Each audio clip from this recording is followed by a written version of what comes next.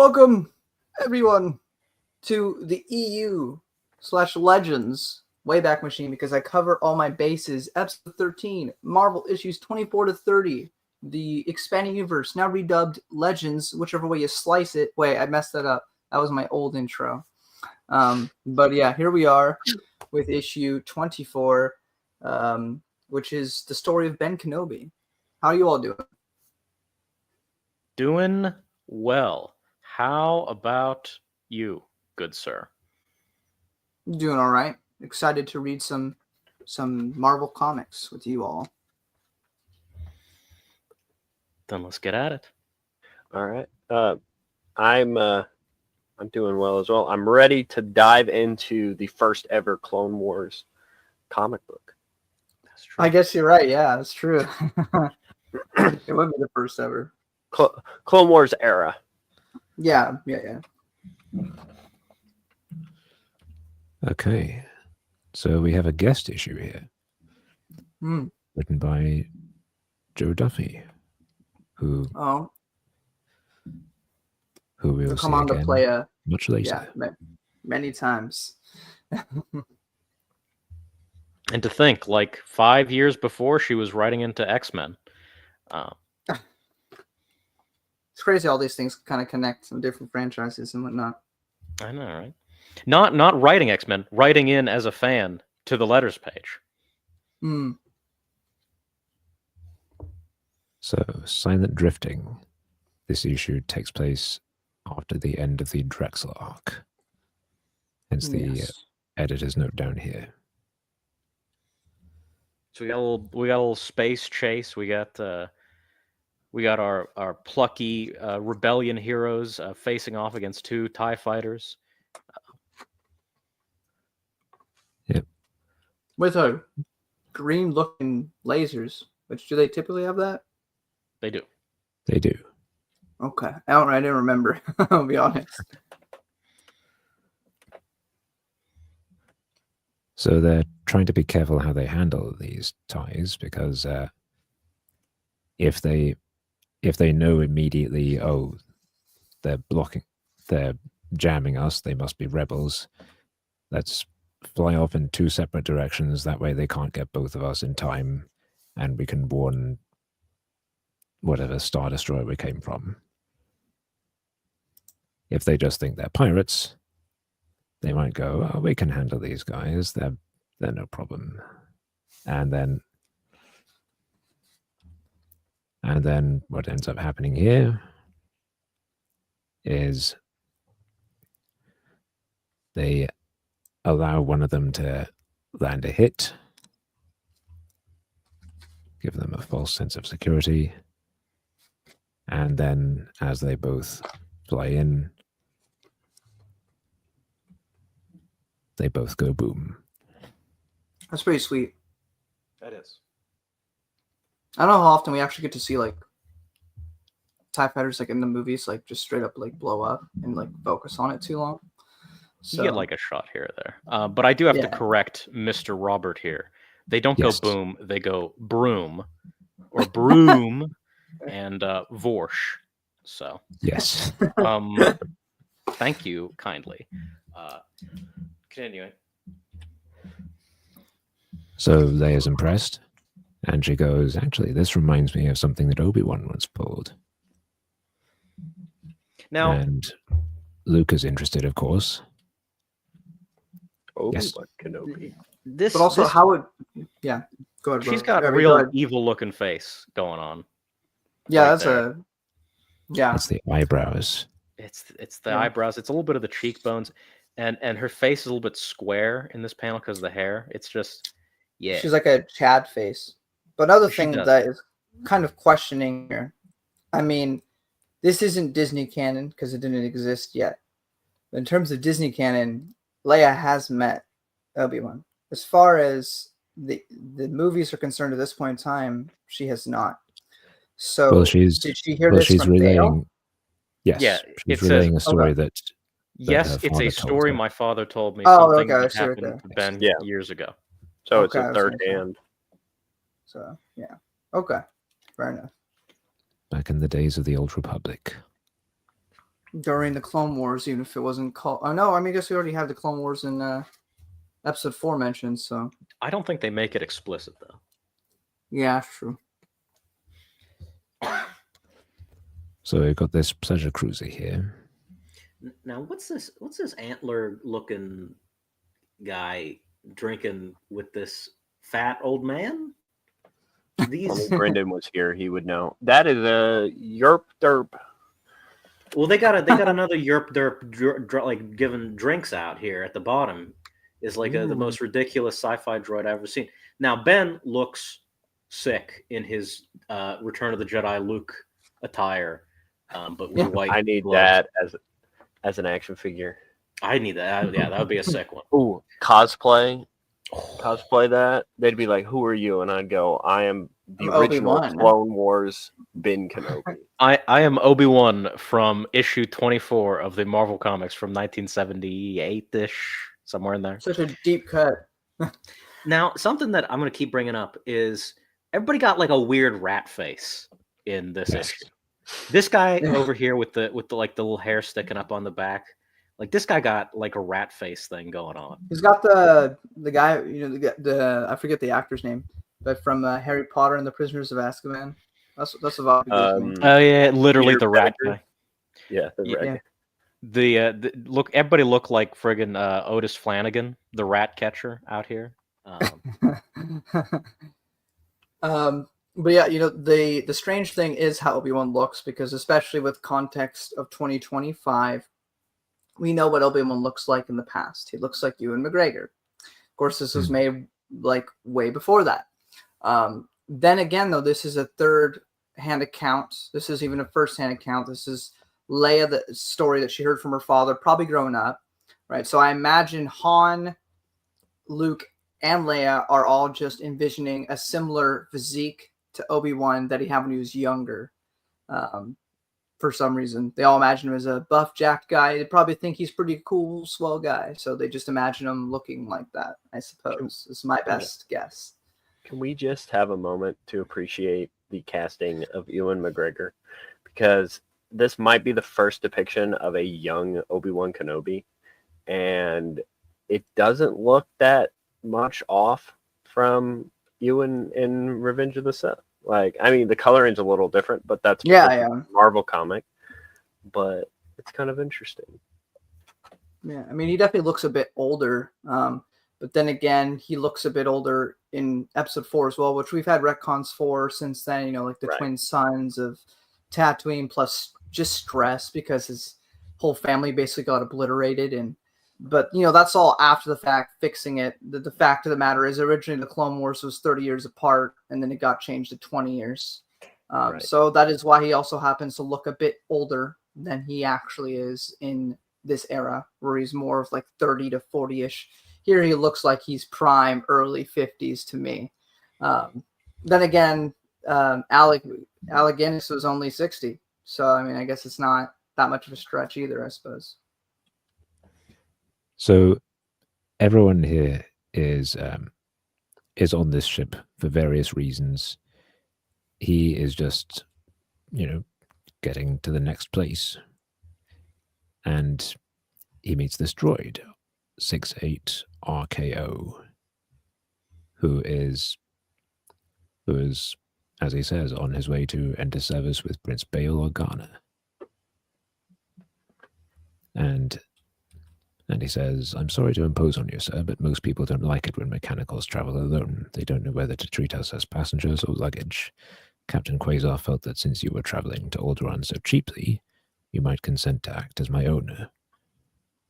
It is actually pretty interesting. And Obi-Wan goes, well, I've never owned a living creature in my life, and I don't intend to start now, but if it's a traveling companion you want, you're welcome to share my cabin. And then this guy, after presumably having had a bit too much to drink, takes and maybe a bit too much cheese.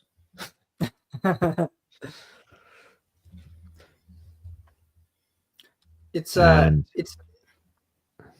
just want to say it's a bit interesting. So, you know, we've talked about this before, and I mean Al have during Super Lit and we've talked about it a bit here. But here, he's talking to a droid.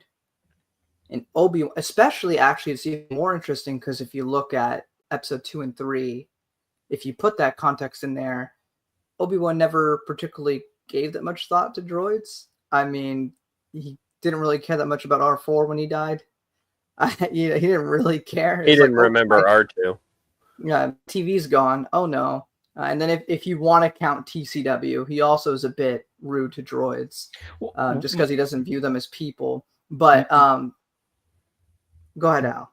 On May 4th, a friend of mine, Comfort Eagle 1900, did a live stream that I guess did color for, doing the Revenge of the Sith game. Yes. And one of the big threads that we pulled from that game is that Obi-Wan is really racist against droids. He just keeps making comments about droids. So it's quite interesting that here we have him acknowledge their soul. He says, no, you're a living person. I will not own you. But also the hatred toward droids from other characters makes explicit sense if this is during the Clone Wars.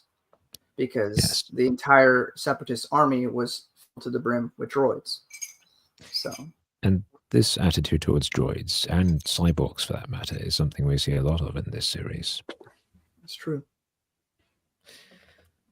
And this guy starts causing trouble, and Obi-Wan says, if you're that particular about the company you keep, I recommend that in the future you make your trips alone. Oof. What a great line. And then he trips him. Awesome.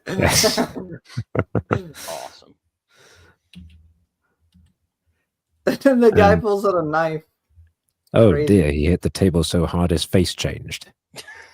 He should have been thanking him. He should have been saying, thank you, Mr. Obi-Wan. Now I don't look like the rat no more. And he tries to stab him. RKO goes, look out.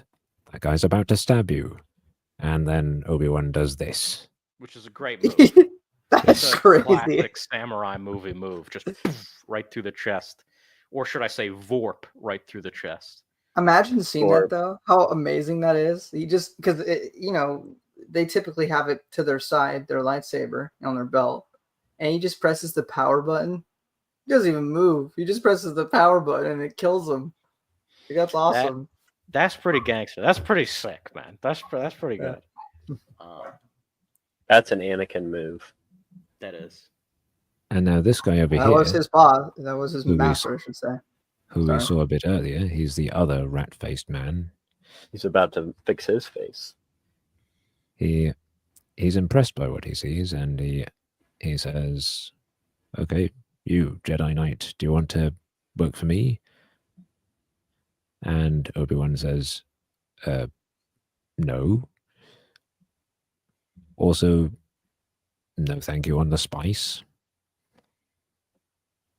And also, and this is important, he says, care for some Deltron spice wine? This little gadget ferments it by microwaves and serves it up seasoned to any taste.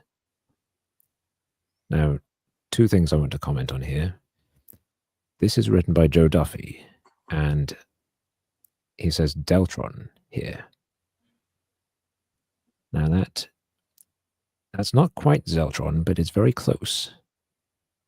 And as we know, she created the Zeltrons. She created the best race.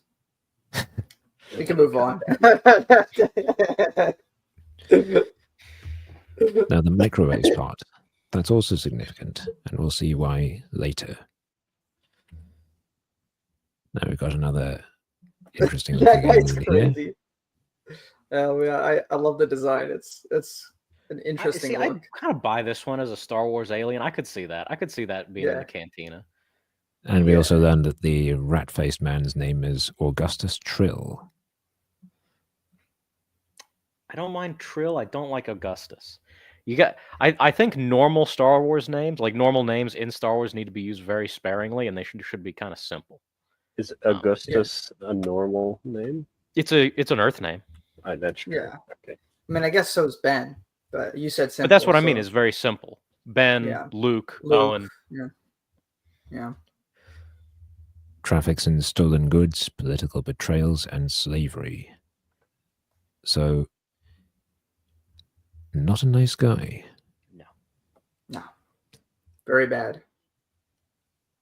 So they're Not approaching the someone Merson. that, They're approaching the Merson asteroid belt, and It's not they're asteroids. shutting everything down and just drifting along with that because there are pirates here, and they've done this many times before apparently, and they've determined that this is the safest way to get through unharmed without the pirates knowing that they're there.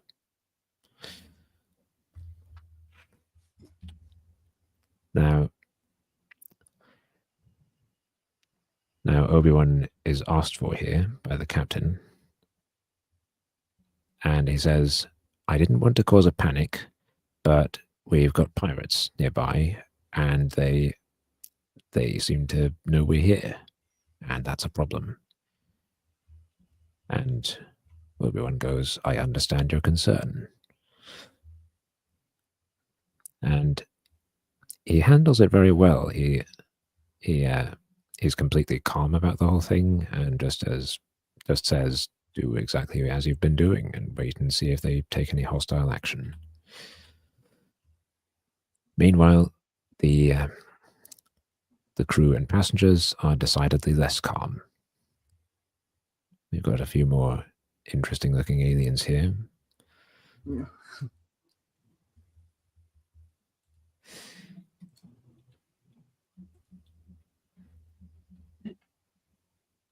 And they're coping with the stress by drinking, it seems. Looks like hot chocolate. Which, of Timothy's course, yeah, it can Also, be. this guy on the left, like on the bottom, like he looks like something out of Dr. Seuss. I think he's really funny here, but Yeah, these aliens are not quite. not quite Star Warsy feeling to me. No. So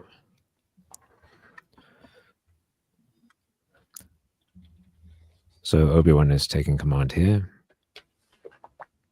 and says, okay, show me to your laser cannons, and we're going to destroy these two ships before they can warn the others. And they pull the same trick that Han pulled in the framing story, or something similar.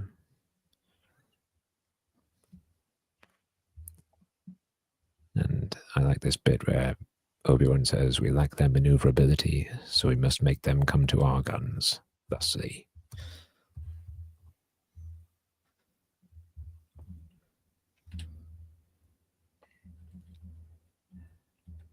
And here we are. Yeah, that's a good one. Incredible. 2 ships at once. I don't know how you did it, but that's all of them. And now they've got the problem of Obi-Wan's face suddenly changes here. Yeah, a little ratty. A little ratty. It's okay to get a little ratty every now and again. As a treat, as an indulgence. Especially if you're trapped in a rubber room. Sorry. They still don't know how these pirates knew they were there, except that there's a signal coming from aboard the ship somewhere. The call's coming from inside the house. Yes. And everyone else is panicking, and they're turning on the rat-faced man, Augustus Trill. They're doing what? No. They're going after him. Yeah. I just had to clarify. Because they're understandably pointing out, look, we know this guy's a criminal. We can't trust him. Obviously, he must have been the one to warn the pirates.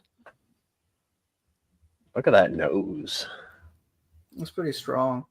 That's a very and again, Obi-Wan's got like his beard is like pointing down. Yeah, it's That's and good. That's early. This is where they got the first- pointy Clone Wars. oh yeah. This is where they thought it up for Tartakovsky's Clone Wars. I don't It like all the can't red start guy. here. I don't like the red guy in the back. I don't like his face. What is that? Well, Oh, okay, Jigsaw no head. need for racism here. Listen, it's Whoa. look at them. It looks Yeah. his face is flat, but it's like a he looks like an amoeba. I was don't gonna like say it. like Osmosis Jones or something. He does look like Osmosis. No, who's the red guy? I guess he does look there. They're both whatever. Anyway, you Well, know, it's, two it's of the them. pill. It's the pill. it It's is the pill and The pill's Osmosis red. That's Jones. why I'm thinking Yeah. that. Yeah. Now, Obi-Wan points out, look, we don't have any proof of this. You're going after him because he's well, clearly untrustworthy. Yeah, But but that doesn't thinking it necessarily through. mean he's guilty. So that's a fair retort, I suppose. And Obi-Wan quickly realizes, after a brief what might be a Force vision or something else. Yeah, it's a bit confusing. I didn't fully understand that part. But And he reasons, oh, this drink fermenter device produces microwaves.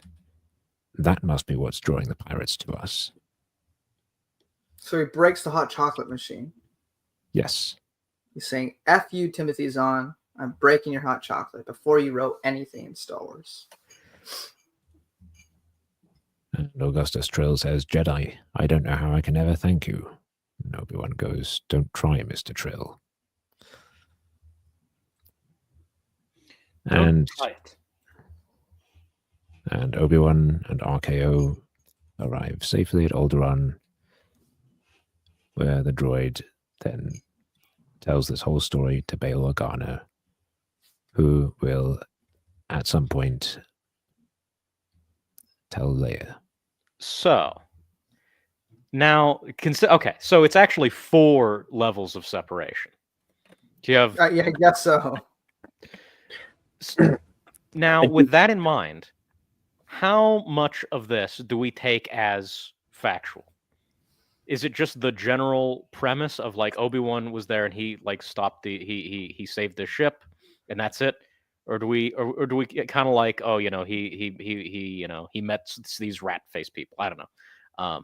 How much of this? How much do we take this as apocryphy, or how much as fact for the? I mean, I don't know how much about this would be like contradictory or anything. It just seems like a typical TCW story, to be honest. I mean, the rat people a little weird, but that's more of a artistic thing than like a actual probably look like thing. I don't know, but I mean, even if they look like that, who really cares? The only problem I have is kind of the characterization of Obi-Wan, like we talked about a little bit. Yeah, but that could just be. That is probably. Yeah, I'd say that's more of the fantastical nature of this larger than life figure, and especially because Leia never, at least in the original continuity, never met him until Episode 4. She'd only heard about him through stories from Bail. So when you hear that growing up about this legendary figure, you tend to, you know, imagine them a lot greater than they probably actually were.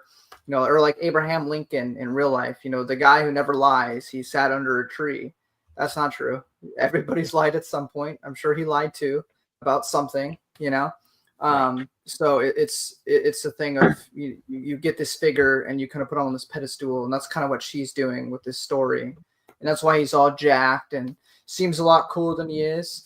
Am I going to accept in my canon that he totally did that with the lightsaber to that guy? Yes, I am. That was awesome. Mm-hmm. And listen, he's spending a lot of time with Anakin during this time, so maybe a little bit of Anakin's rubbing off on him. Or also, because they are such great friends, we do see some anger in him in Episode 1 when Qui-Gon dies. So perhaps there is a little bit of that in him too. He's just much better at handling it than Anakin was. So, you know, maybe he's got some of that baller energy inside him too, you know. But I don't think there's anything about the overall plot of this story that's contradicting anything. This could have happened anywhere during the Clone Wars in between some other mission. So Right. There is something that I did notice. If you'll scroll up a little bit, I think it's the previous page. It's a top panel. Go to the page before that. That guy in the middle, the blue guy. That alien resembles from The Mandalorian. If you guys have seen that. Yeah. that's right. The first episode. The actually, the guy roll. captures. Yeah, the first ever, Like the opening scene. of the show. I don't know. I saw that, and I don't know. That species doesn't. I don't know if this species has a name, but the species from the Mandalorian, it doesn't say it shows up in Legends, but with the amount of like 80s expanded universe that the Mandalorian takes from, I could totally see them plucking that character. Also, it looks like there's Wolverine in the background. Yeah, it does kind of look like Wolverine. But also, Andrew says this was a great standalone story. Your cousin Eunice says, "I'm telling you, it was Commodore propaganda." And Andrew Helm also says, "I'm guessing Anakin was off on a mission with Ahsoka during this adventure." Well, of course, for sure. You know, maybe he was such a beam during his time. I don't know.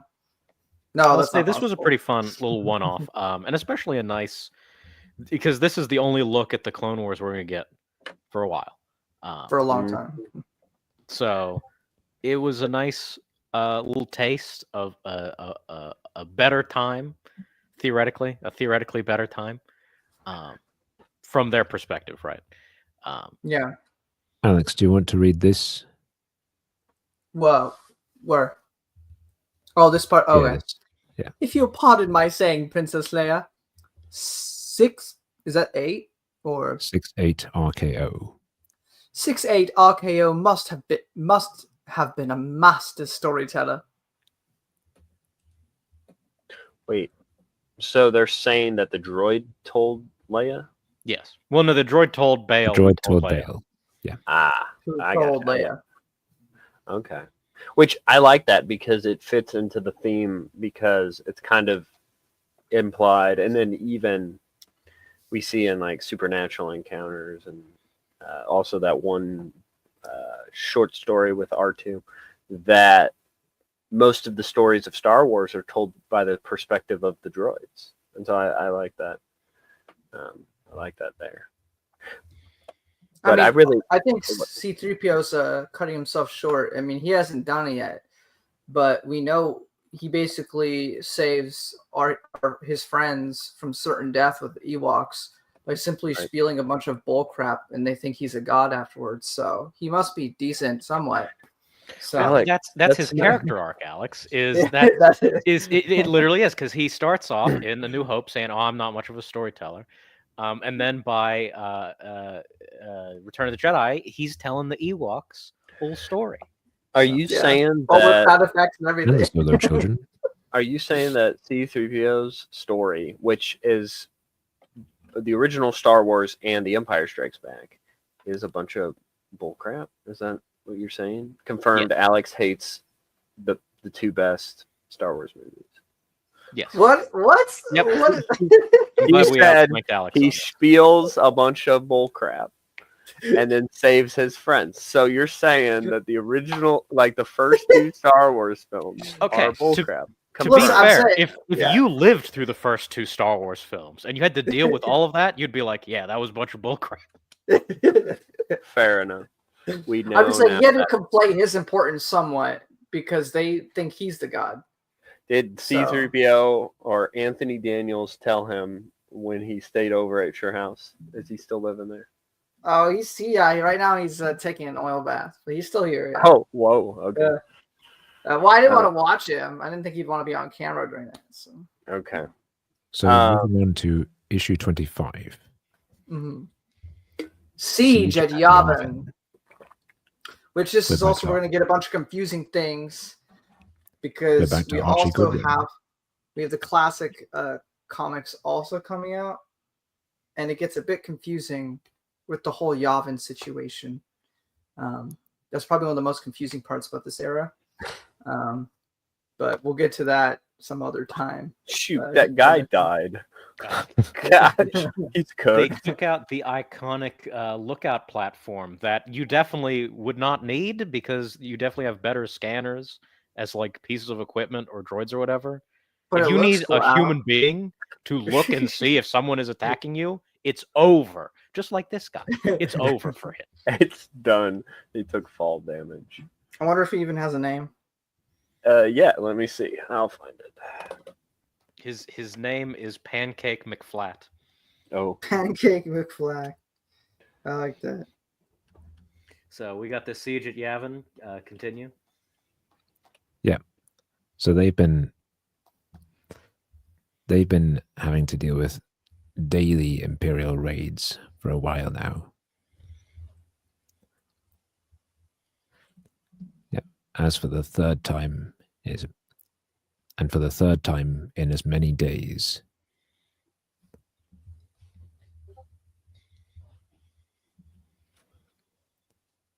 The ships look pretty decent. They're a little strong. Some of them are a little stretched, but we're starting to see more consistency with the movie designs. yeah. As the great red gas giant that is the planet Yavin silently watches hell explodes in the skies of its fourth moon. Oh, something interesting we didn't really note, but I noticed was in the previous story in 24, there were almost no caption boxes, and there was almost no caption narration. Yes. That's surprising because they like to overuse that in the Marvel comics. Oh yeah, I mean that was the style at the time. Was to do narration captions. That's they don't. That's generally not done anymore. Yes. Andrew says in the comments, the dude's name is Wilhelm Scream. I actually will accept that. That is funny. Yes. So that's something you'll notice a lot more when Joe Duffy becomes the main writer for this series. It finally ends as it has before, with the enemy in swift retreat, but at a price, always at a terrible price. I think that's tasteful narration. I think this issue has pretty tasteful. It has some I was gonna say it has some decent prose for a comic book. I'd say. I found that in this batch of issues, they toned down the reminder text considerably. It was for the best. It was getting out of hand. Yes. Your cousin Yinnis says, just real quick, that the best part about Carmine Infantino's art is that Luke looks like Black. And then also, your cousin Yinnis says, I like what the Essential Guide to Warfare does to fix the issue. I think he was referring what to does when that I do? mentioned Huh? Oh, the point of view of Yavin 4. Like when they leave it officially, and okay. how many times it was attacked before they finally found Hoth and all I got you. So we've got General Dodonna here. The Yavin system is blockaded, and they're under constant attack by the Imperials, and they don't know where they're coming from, and they're not sure what to do here, and they can't really go anywhere until they find whatever base the Empire is using and destroy it. I like this guy wearing the cape with Christmas colors going on here. That's very tasteful. Yeah. I like. Jorman Thode, used spaceship dealer. He looks like That's an unfortunate last name. It's an unfortunate last name. You could easily just switch a letter around and make that uncomfortable. So anyway, Luke and Leia and the droids are on Santaras, and they've come straight from the wheel, where we love the wheel. And they've sold Simon Greyshade's yacht to this guy to buy a less conspicuous ship, because they had that run-in with Vader, and well, on Right. his Star Destroyer, so he knows what that ship looks like, and they're trying to get rid of it. And Smart. Luke has, I don't know what Luke's, I'm not sure what's going on with Luke's hair in this issue, but Well, it's quite inconsistent always in the Marvel run. Sometimes it know. looks like I know, but Conan. in these few pages, it's much longer than it was. Yeah, I don't know how fast Luke's hair is supposed to grow, but Here's the thing. With the introduction of the Star Wars 2014 by Brian Wood, I believe. oh no, yes. What about It it's creates 2013? But 2013. Sorry, it Yeah. creates. It actually explains this problem here that does it? he has no time to use the restroom and trim his hair. what I it guess is. that's fair. I guess that's what it is. Now, while they're there, they see this ship that belongs to the Tag mining, to the Tag family. This is Which a we've Tag still yet to mining see. explorer bound for the Gordian Reach, which is the part of the galaxy that, among other things, contains the Yavin system. Hmm. And Leia is very suspicious of this because there's no spice in that area of space. They made sure of that apparently when they established a base there, because they didn't want pirates or smugglers just wandering through there looking for it, and she's wondering what's going on here and we've already come across the Tag family by this point. They were part of that whole scheme that Imperial commander was orchestrating during the Wheel arc, where they were stealing the profits from the Wheel and trying to make it look like it was the rebels.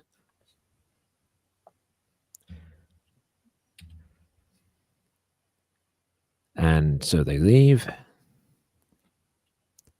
and they attempt to follow this ship.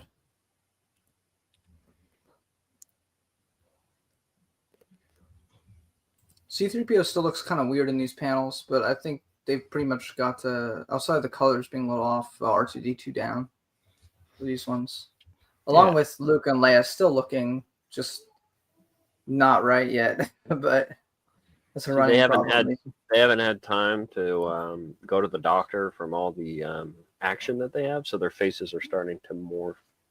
Yeah, I guess so. All that hyperspace activity. Leia says here, there's no spice in that sector. The Alliance made sure of that when we picked the location for a base. The last thing we wanted was a constant stream of spice hunters in the area. Spice. See, there's some nice little world building stuff in all these issues. Yeah, spice has been brought up pretty consistently, which I appreciate. Just with last issue, even. So now here we get to see what's going on. One of my favorite additions to the Marvel Comics is Baron Tag. I love this guy so much. He looks ridiculous, but he's a fantastic. He looks like cyberpunk Dracula. Yes. And he keeps growing that thing that I grow that I try to get rid of as often as possible. The soul patch. Yeah. I hate it. So here we have Baron Ormond Tag with his cyber vision and what may be the first appearance of a yellow or orange lightsaber. Yes. I love it. I love that he uses his lightsaber and he's not force sensitive. Yeah, that's fun. Yes. He's kind of like Grievous in a way, if you think about it. Or like a proto Grievous. He practices constantly because he wants to fight and kill Darth Vader, who, and we don't know the story here yet, was the one who blinded him. It's just such a cool character that they introduced here. Like everything about it, to the premise, he's blind because of Darth Vader, wants to kill Darth Vader, is super good with the lightsaber, even though he doesn't have the Force. Everything about him, outside of his look, I adore. If they found a way to make him look less silly and put him in an actual like show or movie, I would have been so absolutely down with that. I think he's a I mean, all you have to fantastic do character. is give him like a slightly more functional bodysuit, like something more akin to like a imperial officer or something that one of the politicians in the prequels wears, and like he's ready to go. Like the soul patch is a Also, little bit weird, but like that's it makes him distinctive. Also, your cousin Eunice says, I'd crap myself if I saw Ormond-Tag run up it's a lightsaber. I probably would like, too. why is that blind man running at me with a laser? Don't get out of here. Oh my gosh, he's Star Wars evil Daredevil. That's true. That's true. Well, no, he's more like Star Wars evil Dr. Midnight because he uses glasses to see when he's blind. That's fair. That's fair. He's very hairy. He is. Yeah. So he's also evil Star Wars Marvel Wolverine. There we go. He's everything in one. He is all the Jedi. He is. He really is. Or I'm all the Sith. So Baron Tech goes, okay, we've got a ship following us. Release the mines. And I do like these mines. Wait. Your cousin Eunice? I'm never touching it. They put Baron Tag in the new comics? Yes, he's in the new comics. That's they put all the crazy. tags in the comics. He's in 5 issues. I guess. I mean, hey, that's cool. I'm never gonna read it, but cool. He's in the New Legacy. Oh wait, no. Oh, that's a newer comic. Okay, I'm sorry. I thought it was the one that made Crimson Jack canon as well. I didn't notice him in the background. He's kind of like in the background or in flashbacks. I'm gonna have to hop off here, boys. But it was good talking to everybody, and have a good rest of the Thanks for stream. being here. See you. Have a good one. Thanks for joining us. Thanks for having me. See you guys. We should Okay, have so the Brennan showing up mines. in a little bit, but They're having That's these all. mines thrown at them, and they're magnetized, and they're also heavy duty mines apparently, so they hurt more than usual. And they get hit by one, and their shields are gone. And 3PO says, "Do you want to say this?" Or does Anthony Daniels want to say it? yeah, Anthony Daniels, you done with your oil bath? Yeah. Okay, I'll let you talk. He wishes Jorm and Thode were with us. That one hit our shielding. Oh wait, sorry. That one hit our shields failing. That one hit has our shields failing. Sorry. There you go. Sorry. Come on, Anthony, Okay. do better. I won't feed you. Oh, Well, he's Okay. just out of his oil bath. he I just guess got back so. from celebration. Yeah. So they're trying to blast these mines before they hit them. And that's not working, so... Oh, and I like this panel here of R2 putting out the fires. That's pretty great. Standard issue fire extinguisher. And Luke taps into the Force a bit here. And flies in such a way as to direct the mines into each other. I mean, that's pretty baller for someone that has no training. So, Yes. or the I don't have the counter on me. It's always Scott who does it. But we have another moment of Luke and Leia kissing. I got to add that. I don't know how Yes, many we're at we right do. now, but Scott A shame keeps the Mel missed list. that. Okay, Luke and Leia kiss. Scott There add. Oh my. The incest counter is rising. I do quite like this panel on the left. Oh, I was gonna say. Yeah. Oh no! Now we got Brady with his. No. So they arrive in the Yavin system. And they're still following the tag ship. And so as to avoid getting spotted again, they decide to hide their ship behind one of the smaller Yavin moons. And here they are watching from the surface.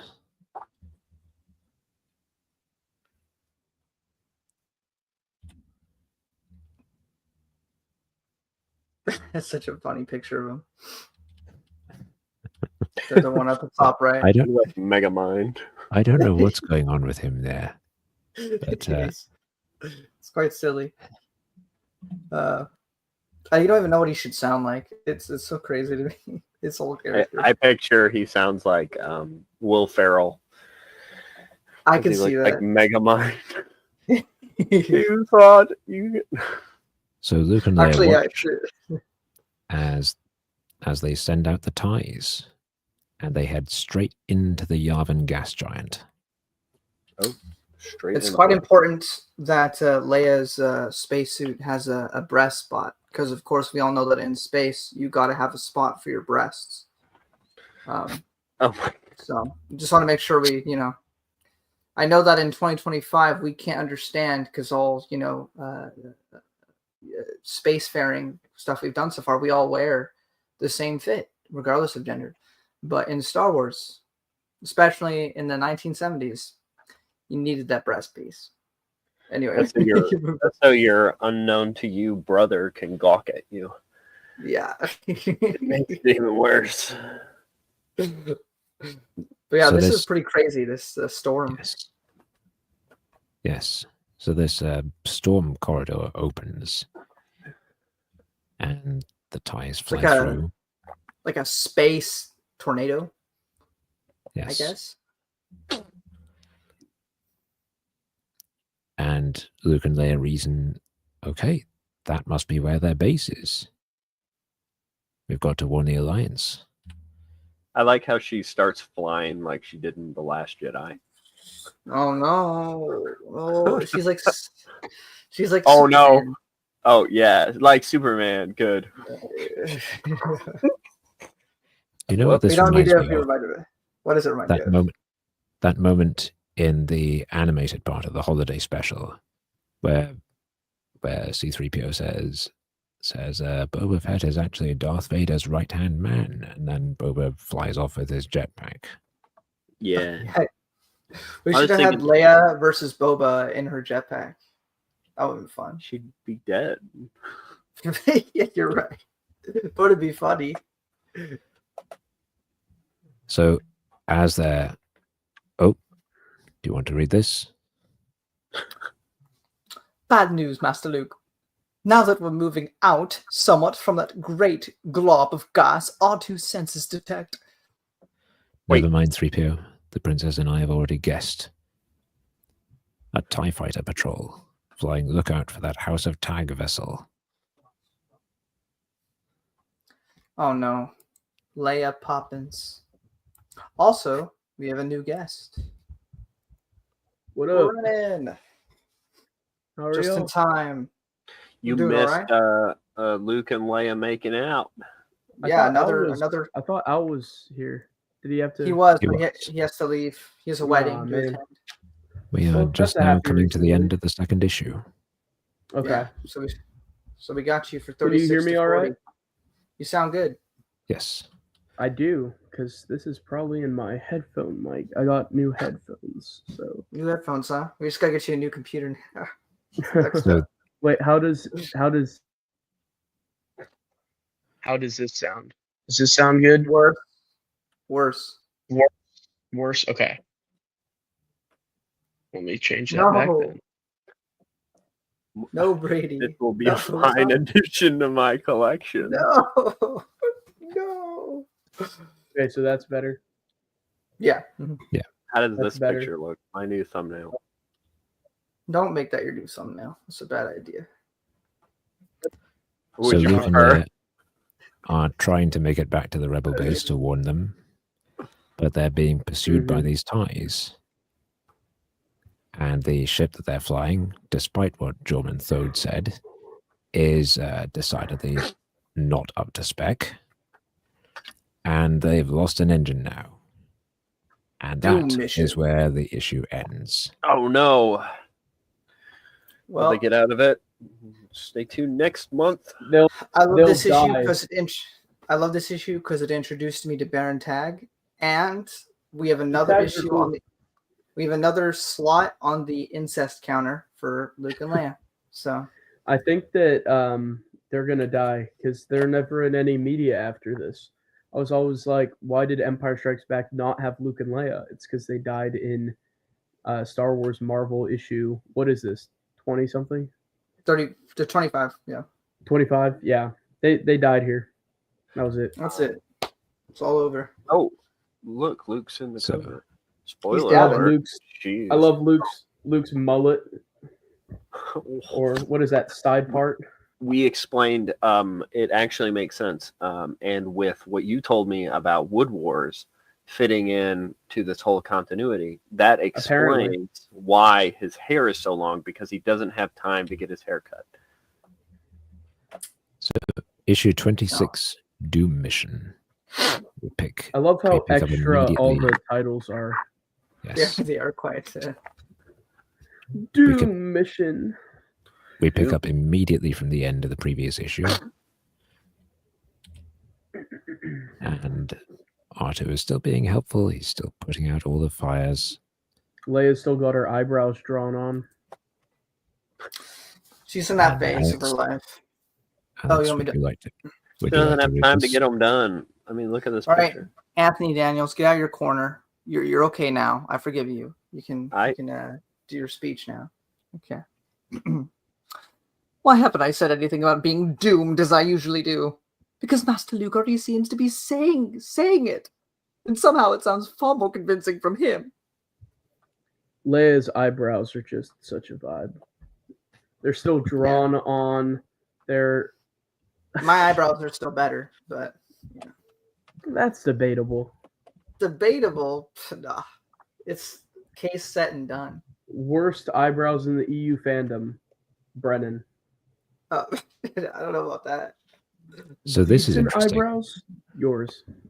Luke says here, how did a girl from a planet with no weapons get so good with them? And Leia says, promise to get us out of here and I'll tell you. And we do get that story. Luke's in his Sherlock Yeah. phase here. Yes. He's making deductions left and right. He's quite an intellectual farm boy, don't you know? Mm-hmm. He definitely stuck in at Moisture Farm School. Mr. Was Luke Farm homeschooled? University. You think I Luke think he was was. homeschooled? Luke think and he me went are to the school. same. I don't What about- think they have. I don't think they ever. Wait, have wait, met- wait. Whoa. You kiss your sister? Yeah, that's Yeah. why, Oh, that's why my sister had to go away. That's why I don't have a sister. You got a They brother can trust instead. me. He Yeah, I've swapped. got a brother. So they are point. saved Who's often Bye. shirtless. by a group of X-Wings, Mm. even if they're looking a bit odd. Yeah. Those are certainly X-Wings. It's a rebel reconnaissance patrol. Yes. Brady will be back in a moment. He seems to be having some hiccups. It's probably yes. because of all of the profile pictures he's making. StreamYard's kicking him out. Yeah, for all the incest. Unfortunate. Probably. They arrive more or less intact. And I do like these three in the background here. In motion. We need to And- have a expanded universe novel about those three. Who they are, what they're doing. And It's That they've was very Huey, Star Dewey, Wars. and Louie. They've actually been gone from the Arvin base for a while now. They Mhm. left during 2 the issues ago. Aduba 3 arc, Right. That's right. because Luke went out to search for a possible new base that they could move to, and then he went missing, and Leia went after him. So presumably, Maverick during Mr. the Rebellious Robot, they come back to Yavin, right? Or no, do they go to Tatooine? But it looks like Yavin. That's right. Okay. Because I was gonna say maybe then those were when they come back, but that would set those two picture books chronologically probably before this then, right? Like before they go out looking for the new base, that's where you'd have to put the picture books, like chronologically speaking, probably.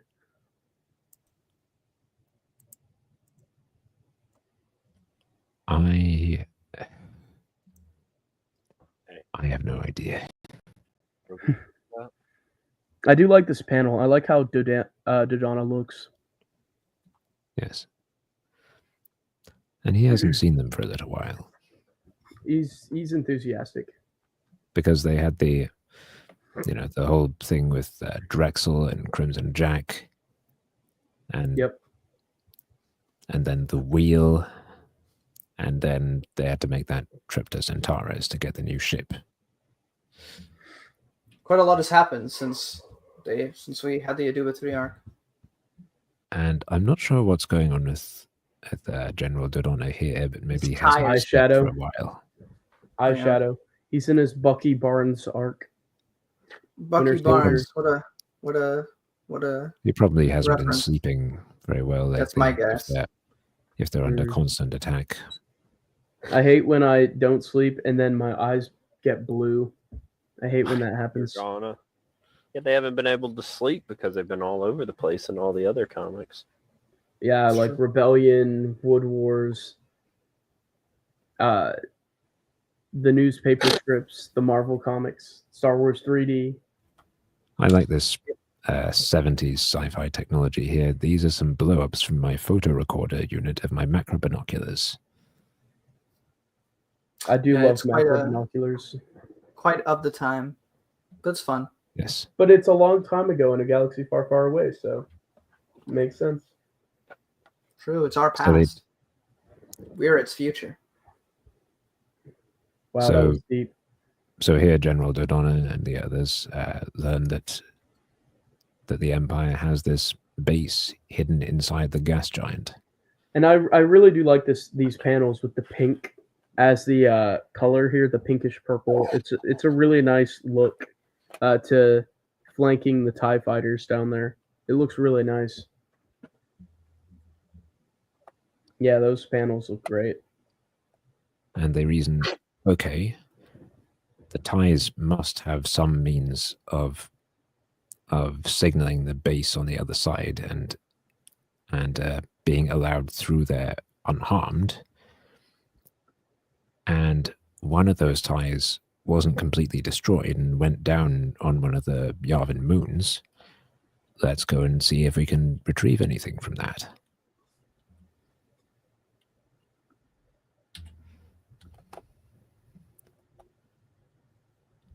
And Luke decides to go and take R2 with him. As he does. He did. For once, he uses a Y-wing. That's interesting. Hmm. Yeah, we don't get to see Y-Wings super often. We don't really see a lot of Y-Wings now. I like the look visually of those rebels that are assisting him to get into, those helmets, that look. I've always enjoyed that look for the rebels. So he decides to go and examine the wreckage of this downed TIE fighter. I like the attention to detail on the cracked transparent steel port, I guess. Yes. Looks really nice. Meanwhile, the TIE pilot is still alive and watching from nearby. Still kicking. Still kicking. And as Luke approaches, the TIE pilot is about to detonate the self-destruct. But R2 notices this and disables it.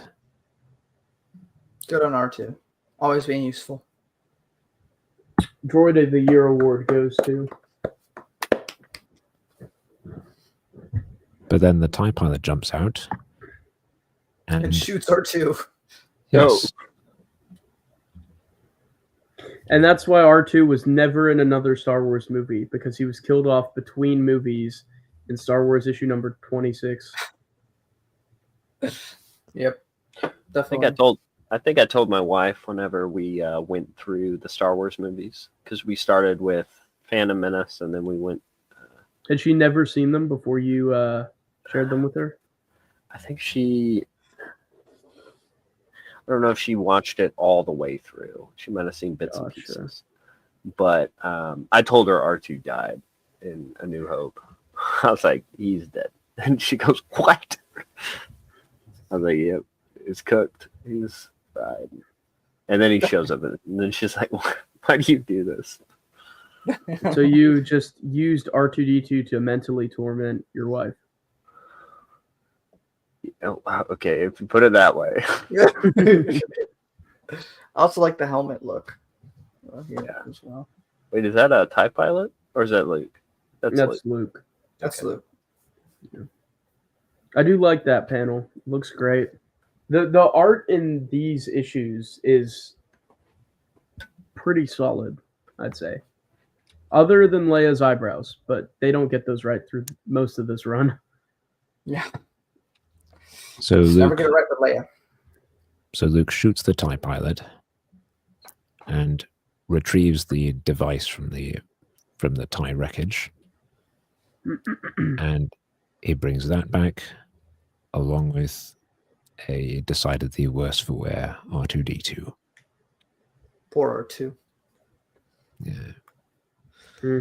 He doesn't get hurt too often, so this is probably not a This fun is- memory for him. This is a sad couple of pages. I found the gadget princess, but I had to remove it without R2's help. It took a lot more time. Hmm.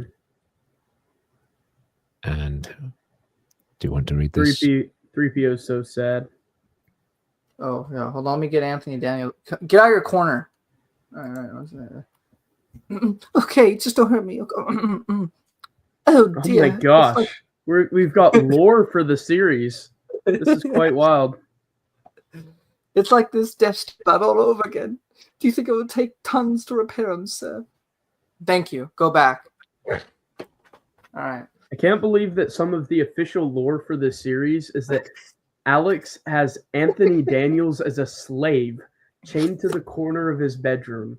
That is wildly dark for a YouTube podcast reviewing books. I don't know what's my favorite piece of lore. That? This? There's still somebody more to make. Or you know? this? Oh no, not this again. And Luke We have- says, Yeah. I guess that depends, 3PO, on how much the Imperial blockade has affected supplies. And then this guy says, affected? With all the attacks, we're scraping bottom for everything, Skywalker. There's some working R2 units that could use his parts. I know Who you're is fond this of that little cynical droid, rebel? but after all, it's... Just a And droid. And Luke says, don't tell me he's only a machine, and storms off. And I like At these least two panels. Anakin and- Yeah, and who Luke is have the this same priorities. cynical little rebel? Like, fire him or give him to How the do you- how do you- Imperials? They Give him to the volunteer, Imperials. Brendan. I know, but still, this guy, no Hey, at least Anakin and him have the advocacy. same priorities. No advocacy for droid rights. Disgusting. He's basically an Imperial. Hey, Brennan, then where's your anger at Bale at the end of episode 3 when he says to wipe C-3PO's memory? That's because he's got a big mouth that has nothing to do with him being a droid. He would probably say execute him if he was a human. Okay, what? That's crazy. Like, imagine. Cut I his just tongue go, off. Hey, No. hey, Brady, you Cut know his to shut your tongue mouth. off. We don't know to shut your mouth, Brady. So we're gonna give you amnesia. You get to have no memories. Like, that'd be crazy. That'd be crazy. Well, But, we're yeah, gonna do it's- that just so that Brady forgets about all of the incest in Star Wars. Yeah, so you can re-experience it for the first time. Oh my gosh. No, Oh. anyways, this seriously is quite interesting. It Yeah. is. I love I these two feel for panels. R2, I feel for 3PO and Luke, and it's interesting dynamics here. And what it's hinting at is actually a way more interesting concept the more you think about it. During the movies, they never really go into, yes, the rebels are the underdogs in this fight, but they don't really go into like the dwindling of supplies. Which makes Logistics. sense of they don't really go into the logistics. It's just the fight. I guess you could say it's logistics with them relocating bases and stuff like that, but they really don't go into how hopeless it is to be fighting an empire with limited supplies. And so I think this hints at a really interesting concept that wasn't really explored all that often, except in the EU. You know? Yeah. Yes. And it's again cool to see the parallel if you I mean, even if you only take episode 3 into account, if we're not counting Filoni Baloney, but if we count episode 3, we have mentions of Obi-Wan's some stuff in that opening part of the movie, and Anakin's like, don't talk about him like that, Master, or whatever. But then if you also take, as much as I have my issues with Filoni's Clone Wars, I do remember there was like a particular episode or arc where people were really ragging on R2-D2, and Anakin was having a fit about it. And I think it speaks to Anakin and Luke's empathy. Yeah, and their empathy for droids, and being able to see beyond them as just machines and as actual people. So Lando Calrissian in the new timeline's able to do that as well, in a different way. But yes, I guess so. He is.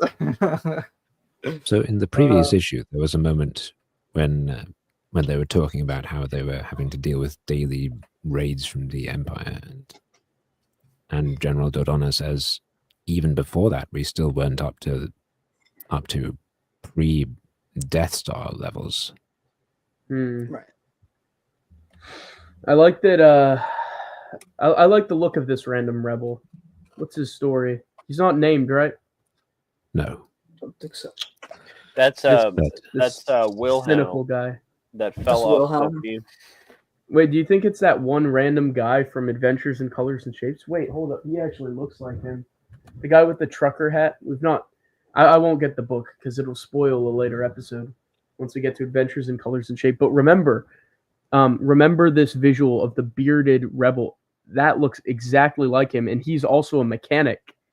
That the rebel in Adventures in Colors and Shapes. So could this be the same character? Brendan's got to write a short story now. Yeah, I think so. Okay, Yeah. So as I said, I really like this moment. But, Yeah. But I also love Good the afternoon, silent guys. panel here. And It's not very Jedi We like don't- Luke, is it? we don't get a Well, lot he's of not really a silent Jedi. panels. But Yeah, not a lot. I appreciate it when we do. It helps things breathe. It sets the just- tone too. Yes. This is on reflection, this is an Anakin-like moment from Luke, isn't it? I'd say so. Like emotional outbursts. I don't think we saw Luke do that a lot in the movies. I mean, not really. You know right? what? This just came to me right now as we're talking about this. Look at that. Do we all remember 03 Clone Wars and Anakin Oh, Ventress. and Ventress? Does that not look like almost the same exact shot? What if that's the same exact? That looks build-up? wildly similar. So you're That saying shot there. that Leia and Luke get it on where Anakin attemptedly killed Asajj Ventress? Great. Brady, you have such a way with words. Well, Brady, yeah. it's like poetry. It rhymes. What they get down and Ventress got down onto the bottom of that. Whoa. Okay, all right, you're- Yeah. Point taken. Okay, it's your Alex. show. It's your show. So do whatever you want. But You started it. I just. I did. But I'm definitely getting like. I can mean, see they're that kinda this close. is a similar. This is a similar visual. I can see it. Okay, so Luke and Leia talk outside. And Yeah. The panel is with them honest. framed right in front of the stars is really nice. yes. Definitely romantic. And Luke is No. understandably quite upset and blames himself somewhat because he acted a bit rashly. He rushed off in that Y-wing, took R2 and decided, okay, if none of you are going to do anything, I'm going to do it then. And R2 got shot. Hmm. Oh, they get And- interrupted. Thank God. And they're joined by General Dodonna and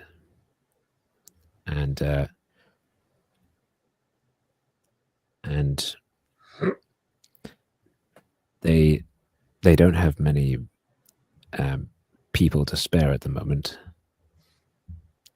but Luke sort of takes the hint here and volunteers to infiltrate the Imperial base and destroy it. And I like this here because we see that they do have at least one captured TIE fighter. Yeah, that's I cool. mean, I imagine they would grab whatever they could, so it wouldn't just be like Alliance vessels. They would use, TIE fighters as well. I feel like they there's a missed use opportunity in the they movies. use captured Imperial vehicles in the movies too. Do they? Like, I don't remember. yeah, don't they? In is it? Which one is that? No, that's the sequels. Dang it, stupid brain. I wish I could purge those from my memory. Well, they used the shuttle Tidarian. Oh yeah. Wait, yes, that is what I was thinking of. Yeah. So Luke leaves in the TIE fighter, and thank you, Brady. You're welcome. And Leia's quite upset because she doesn't know if he's going to make it back or not. Neither does Luke, for that matter. Yeah. And meanwhile, we get this moment here. Which do you want to read this, Yeah. Alex? Yeah, 1 second. Oh, Let me just no. Not this again. get over here. Stop groveling. It's fine. You're gonna get food. Just stop. I'm in the middle of a live stream. I need you to not be crying right now. Listen. Oh, I don't have my mic off. Listen, can you just please? Okay, cool. Thank you. Okay. Hold on. Oh my gosh. Do I need to send help, Alex? No. Everything's fine over here. All right, go ahead.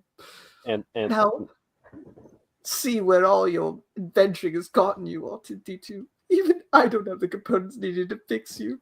Can't you even bleep, R2? Call me a common scored crybaby. I won't be able to bear it if you're turned into spare parts. A carbon scored crybaby. That is a fantastic sentence. That's really sobering. Their friendship runs pretty deep. Who, Alex and Anthony, or C-3PO and R2D2? Both. Yeah. Although I think one of those friendships is a little more transactional than the other. I think mine's fairly transactional. Food, voice. So Luke flies into the Yavin gas giant. And cool panel. Yes. We get this very nice page here. Great art. Absolutely fantastic. That's phenomenal art. I said, whenever I point out good art, I'm not an art critic. I just know what looks good and what doesn't.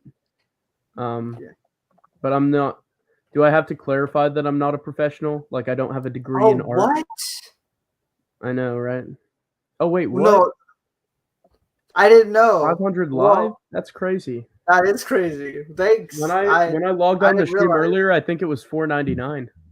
Was it actually? Oh, bro, that's crazy. Well, thank you everyone who recently just subscribed today. And so the tag mining ship from earlier is docked at the moment. The tags just look so cool. This issue is pretty iconic, or this arc for these characters. He just looks great, doesn't he? And Orman I just love the tags. Orman Tag's lackey, Shanks is his name, warns him there's a single TIE approaching that seems a bit fishy, if you ask me. And Baron Tag goes. I love the panel of him pulling up his goggles. That's so great. Should I go for that haircut? Like, cut all this back and just leave like. What is that? Is this his haircut basically? Yeah. Like that's the next style for sure. Alex said he was trying to grow his little soul patch. So I think he should cosplay as him. No, I don't. It grows back every like 2 days. I constantly get rid of it. Sounds like the Force wants you to be this guy. Wow, the Force. That's a lot of pressure. It's forcing you to be him. So Baron Tag's motivation here, not entirely dissimilar to Prince Shizor in Shadows of the Empire. Good point. He's very comic booky in his outfit.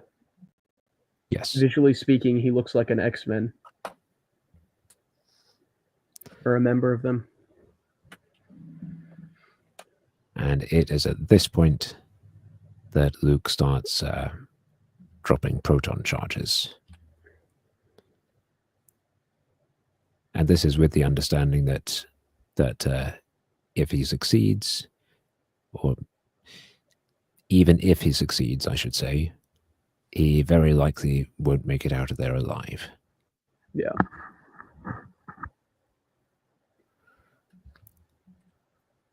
Giving it all I've got. That's what he's thinking. Yes. Yeah, I know people always talk about, I feel like a lot of these comics get looked over, and most of the time when the Marvel comics are brought up, it's usually either to diss the EU with like Jax and everything, or it's usually like Lamaya, because Lamaya comes back in the novels. The tags are just as cool as Lumaya. Yeah, I think tags are some of the greatest additions to EU lore ever. I mean, they look a bit silly, and I talked about that earlier, but their characters as a whole, I love their addition. They pop up a surprisingly large amount of times. For example, the tags are mentioned in SWOTOR, like the family name tags are mentioned in SWOTOR, West End Games, Wizards of the Coast material, so many novels. Disney They've been a... Oh, have they? Yes. Oh, That Lucas doesn't matter, Gerson. though. Lucas Gerson Nobody cares says, about that stuff. Lucas Gerson says, Jarek says, "You merely had adopted the Dark tag. I was born in Dark. I was forged by it." You said forgot, but I think you meant forged. So the tags just showed up a lot. They're corporations, the tag company. Did y'all know that there is the tags own a fast food company? Did you guys know that? What? In the lore? Is it like West a fun name? West End Games established that Biscuit Baron is owned by the tags, and the logo is Baron tag. Biscuit Baron tags. Let me show you guys this logo. This is the logo of Biscuit Baron, which is a can't believe this is actual lore. Biscuit Baron was referenced in a lot of stuff too. How do I remute it? That's fun. Isn't that great? Yeah, so Biscuit Baron, it's a tag restaurant association, and it's on Byblos, Commodore, Coruscant, Celeste. It's a fast food chain that serves Bantha breakfast biscuits, blue sauce, Jolly Meal, Quick Snack Light, and Arby's, whatever those are. It's owned by House of Tag. And Biscuit Baron was prominent thanks to deals with the Galactic Empire, is what it says. And I forgot about this. Here's a picture of what the actual locations looked like. That's hilarious lore. I love that it's just got... That from? It first appeared in West End Games, I believe. Yeah.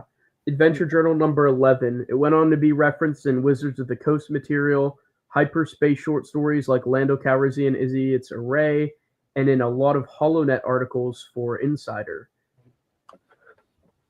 Okay.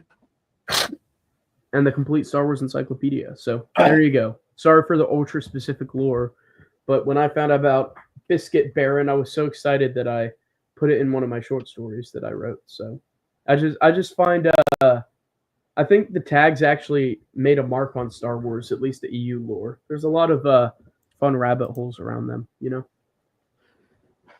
So they really help expand the universe because they're just, a family of criminals, I guess. Yeah.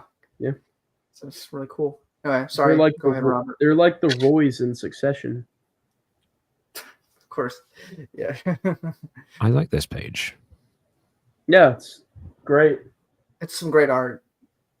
Make a nice little poster. Yes. So here, Very artistic, the shadow page up there too on Luke. so Yeah. this is significant Yeah. because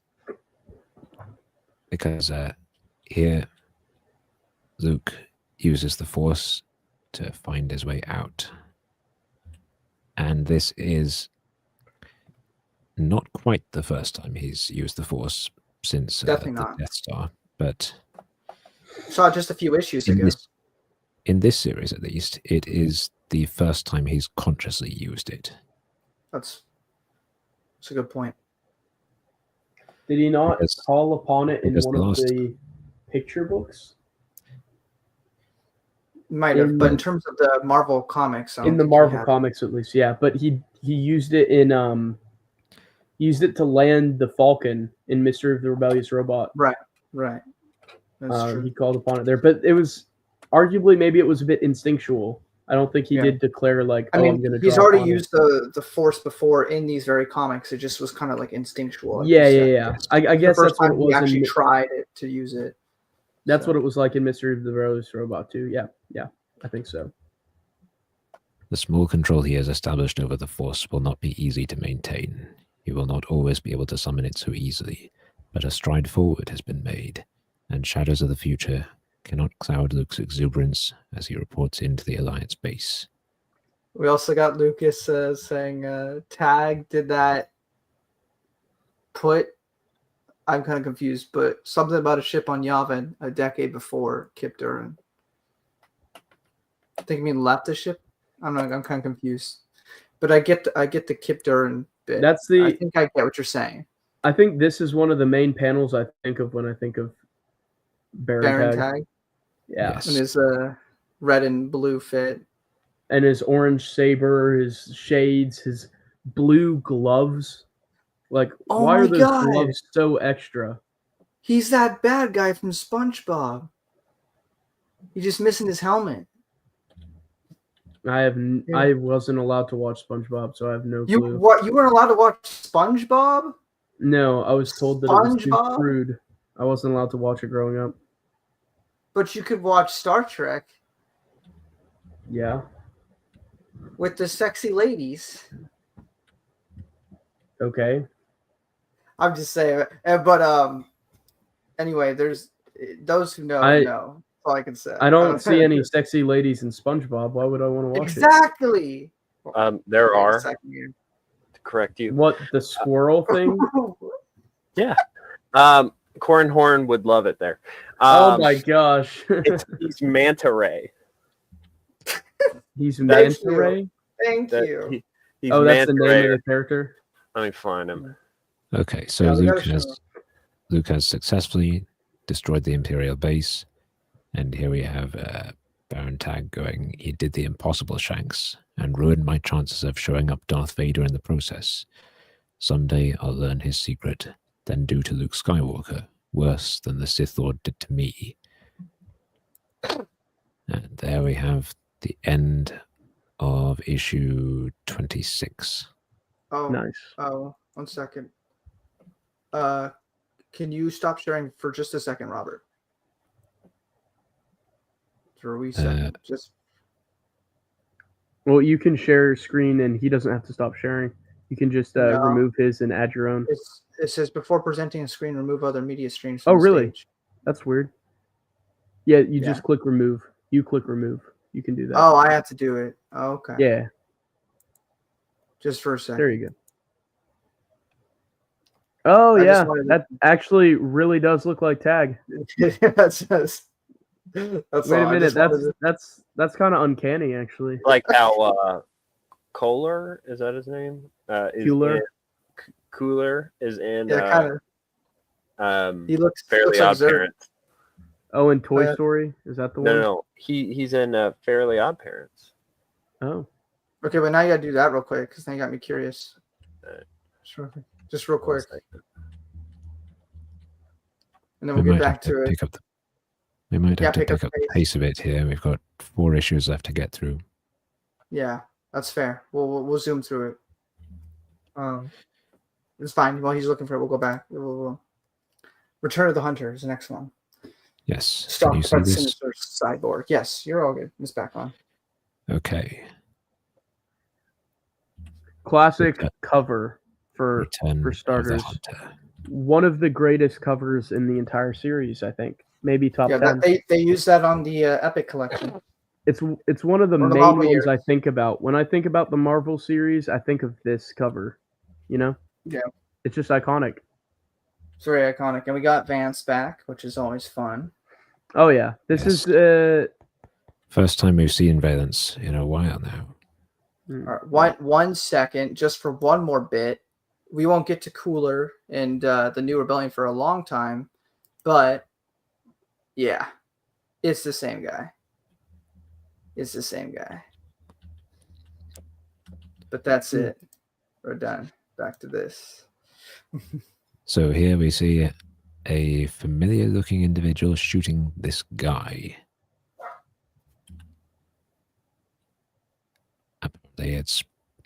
Apparently the dead man is Marco Titan, wanted in 9 systems for unlicensed slaving. what planet is this on? Did it say already? It hasn't yet, but it is a planet called Junction. Junction. Right. Lots Yes. of fun aliens here. Lots of fun ones. I like how he says to these two people he doesn't know, you're carrying the body, and you're carrying taking the the heavy end. Vance is so cool. Such a 70s to 80s character. Terminator before He's Terminator. great. Is what I it would says. say he actually reminds me more of old school Western gunslingers, like Magnificent Seven type characters. I like this he's guy the here. he's the Western gunman. Yeah, that's a Towels right there. Yes. Very nice. Lots of unidentified species in there too. It looks like. Got a little alligator on the floor. Looks like. Alligators in Star Wars. Yeah, the green Or is it just lizard grass? thing right there. Might be Yeah. grass. Can't tell. And he goes to see this guy, Skinker. Great beard. Yes. Great name. There's too bad Al's not here. He kind of looks like what's his name? Hugo Doesn't he- Strange from Doesn't Batman. Valence like waste a bunch of guys in this? Yeah. Doesn't he like shoot a bunch of stuff? Yes. Yep. I like That's this one of the moment things I where remember from this issue. Sorry, I so like you this need a moment license where, this system to take these slaves. Sorry. Yes. I like this moment where Skinker goes, collected another reward, did you? You're right good at your work, Valence. Can't recall any other bounty man even surviving this long on Junction. And Valence just goes, no small talk. You have droids for me? You are right. He does look like Hugo Strange. Yeah, The panel of him decimating stuff is really good. that's Yes. epic. And they're all droids, so you don't have to feel like you're watching a bunch of bloody mayhem. I Yeah. actually like watching that. Yeah. Now Valence well, has asked I don't need to know about your off-hour stuff. Valence has asked Skinker to look out for someone matching the description of Luke and the droids. Because as we've known for a while now, Valence is after Luke. Because the idea of him just being friends with these droids, it Drives him offends nuts. him.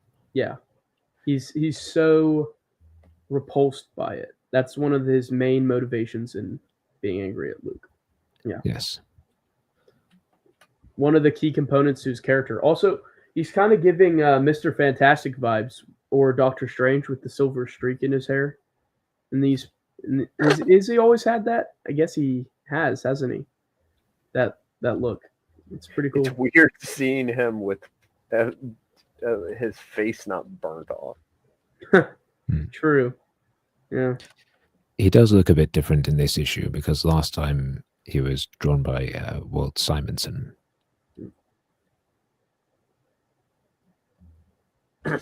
That might be what it is. He also looks a little fuller in his face, in my opinion. You know what's gonna There's the iconic panel right there, right? Yes. you know what's gonna Truly stink? iconic. It's gonna take you like 35 years worth or 40 years worth to get from 107 to 108. You're not wrong. Or you just, I don't know.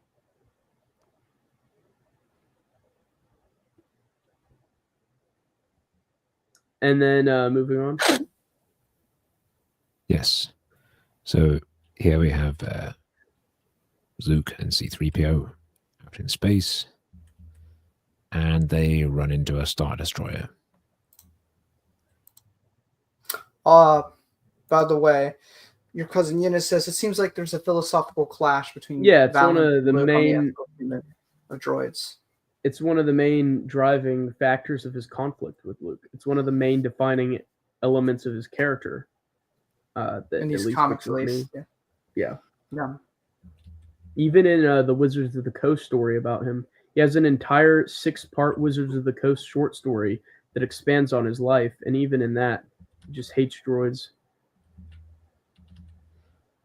So here,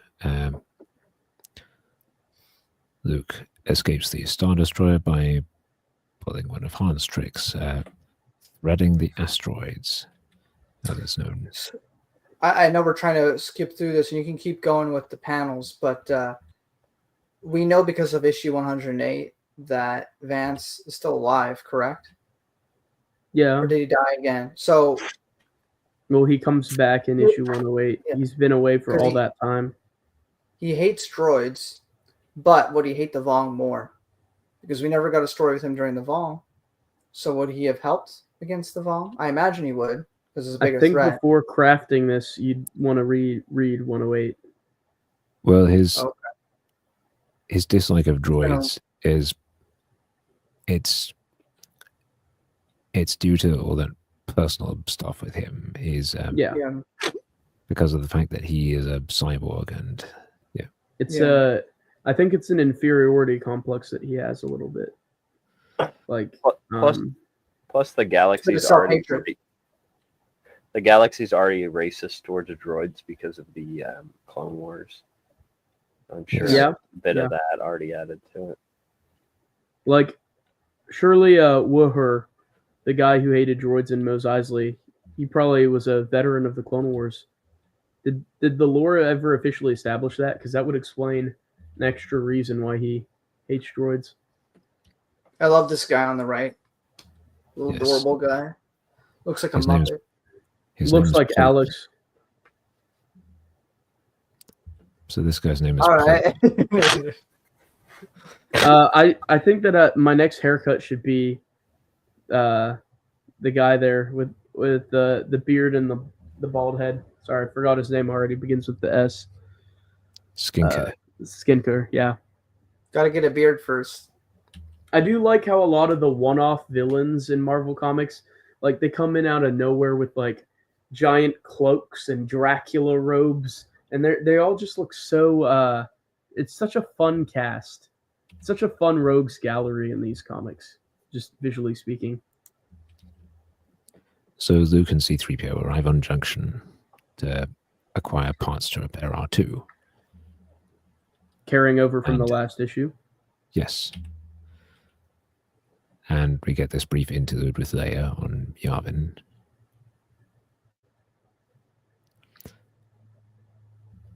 I don't like how happy Dodonna gets because of this kiss in the cheek. He is beaming, positively He is- beaming, He is.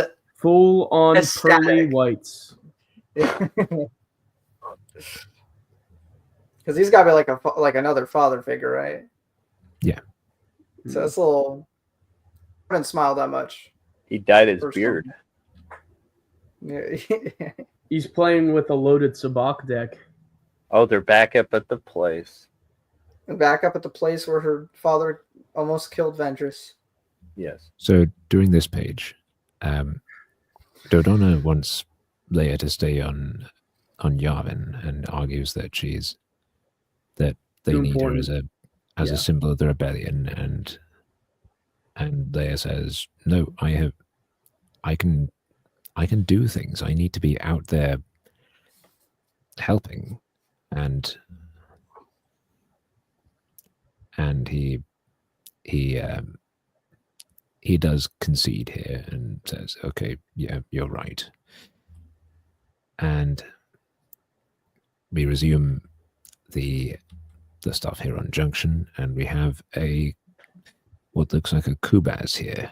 Yeah, Grindan species, who are known as informants throughout the galaxy.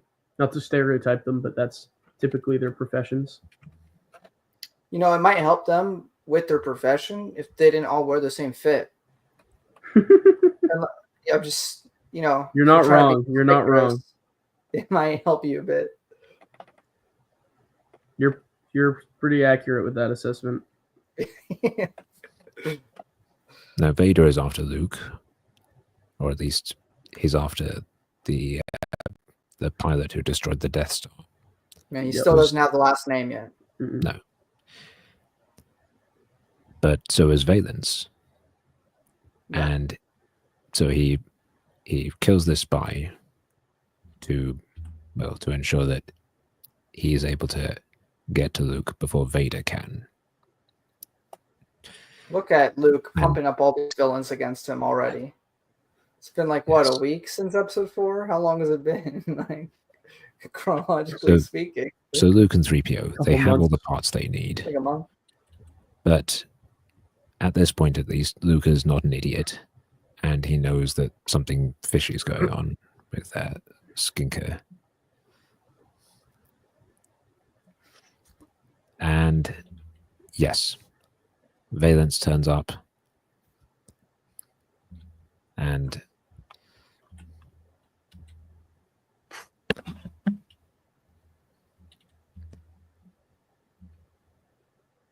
this happens. Yeah. Kamehameha is a little, it's Yes. pretty cool.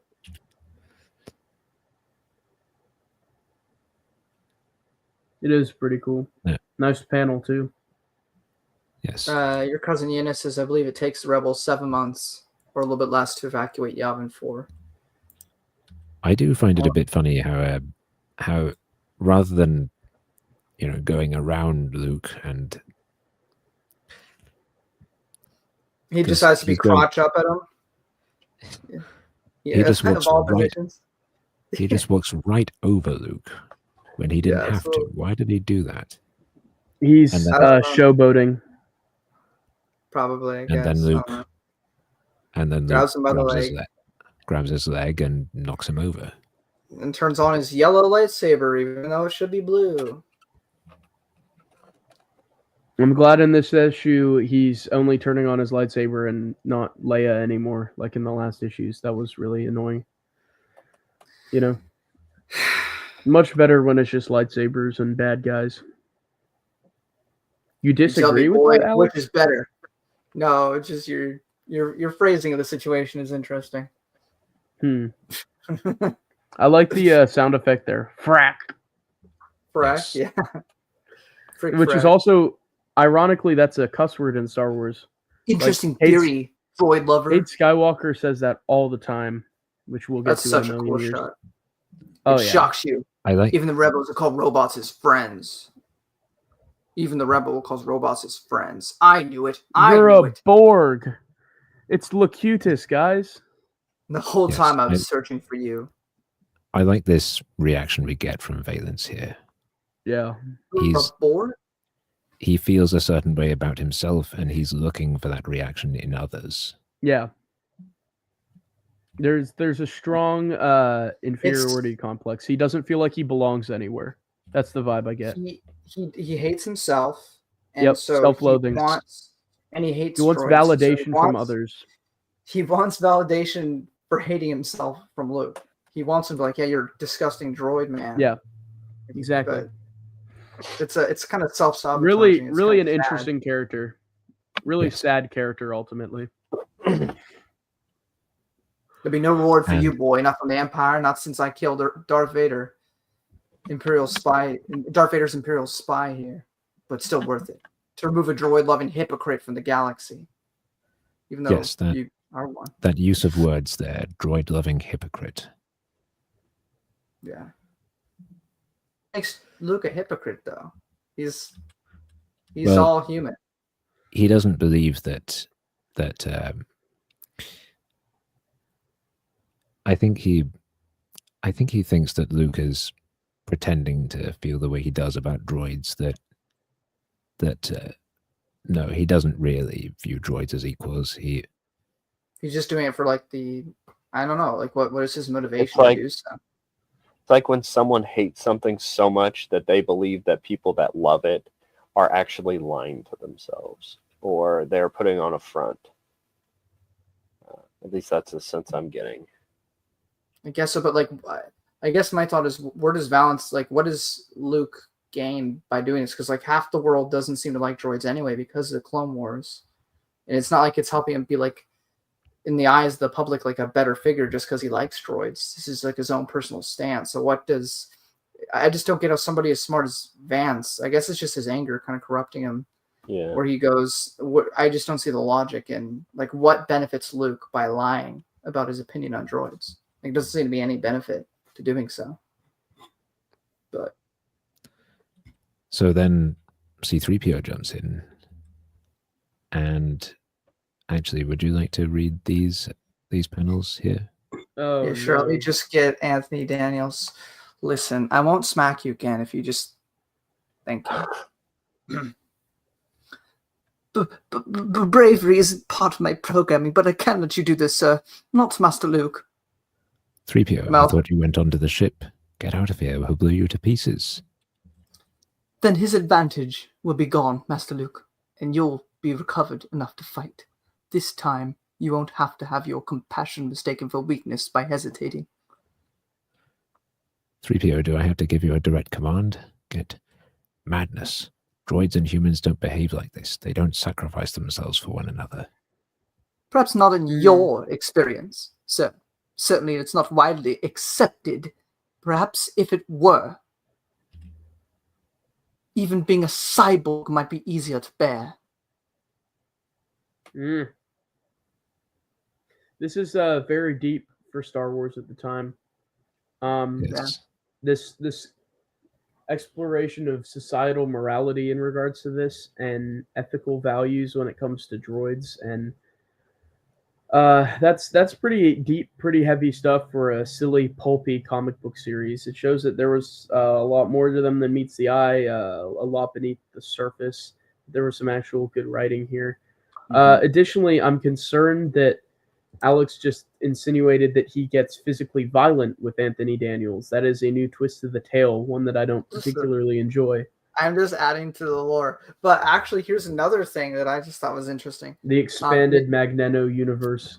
You know how the YVH droids by Lando? So here's Yeah, another the idea 100 for droids. you. Valance kind of What looks if- like them. That's what I was going to say. What if Lando got into contact with Valance? We just And didn't see based that. the And he used YV his- 100 his droids on body him. build. Mhm. Unironically, that would be a great connection because I see the visual similarity for sure. The Yeah, 'cause, like, panel with Valance looking down and all somber there is just absolutely beautiful. Because I probably don't So remember well Marvel done. 108 as well, but I'm sure he accepts himself by the end. And assuming he doesn't die, then I would imagine he would try to help out in some way, shape, or form during the Vong War. And I think that would be the perfect way for him to do so. And it will kind of go full circle for him. So the next issue is the So- Han Solo one, right? Whatever happened to Jabba the Hutt. Yes. That So, is that is the first issue of this comic series I read. Ironically enough, Really? had just in the that middle of the issue. action? I bought just that issue on my Kindle, and so it was one of the first from this series that I read. So you started with even being So a this- cyborg might be easier to bear. That's what you started with? No, I started with the next issue, the Jabba the Hutt Oh, issue. okay, my bad. Yeah. Oh, okay. So this interaction with 3PO is enough to give Valance pause, and and he decides to let them go. And Yeah, he really well blows done. he blows up a wall next to them and just kind of Yes. walks away without talking. It's a really great scene. It's really well done, and it's definitely a turning point in his character arc. yes, Here. and Yeah. 3PO says he seems like he might change his mind at any moment, and Luke says in response, actually, he sounds like a man who hasn't made it up yet. Also, the next panel, Hut with 1T, because this Yes. isn't our Jabba. Think about that.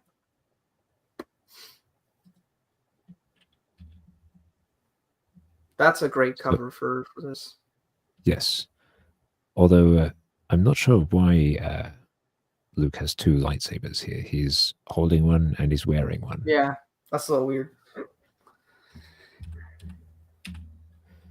The So walrus Jabba the Hutt. See if we can get through this quickly. Okay, so Yeah, this panel is definitely one, just to say off right off the bat, that for a while, without future context and future E writers, definitely comes off as It's a just a straight up contradiction. contradiction to the material.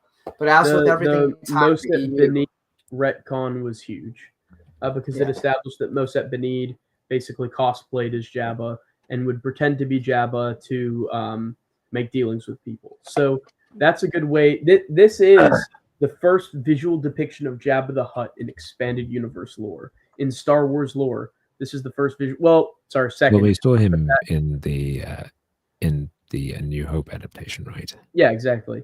Yeah. Well, actually, I was going to point say that out as well. But we also saw the Fat Man from the deleted scenes as well. Who was that was a originally deleted supposed to be scene Jabba. because in the movie that wasn't actually there.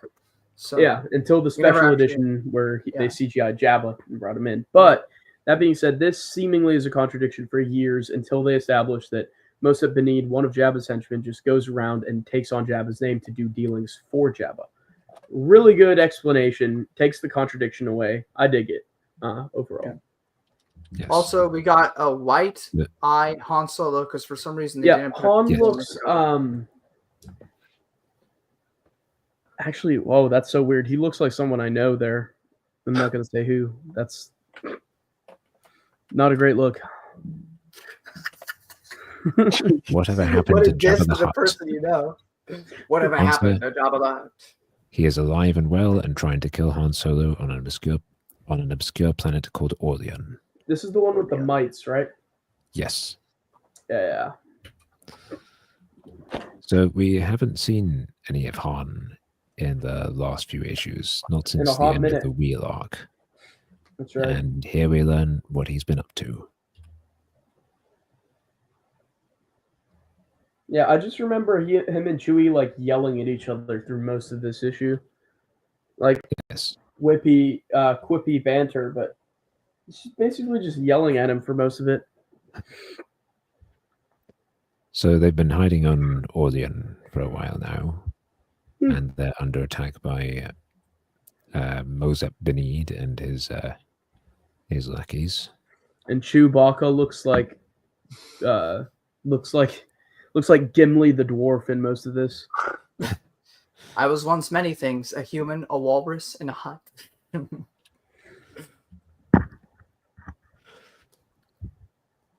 Like this moment where he I like goes, all his lackeys here.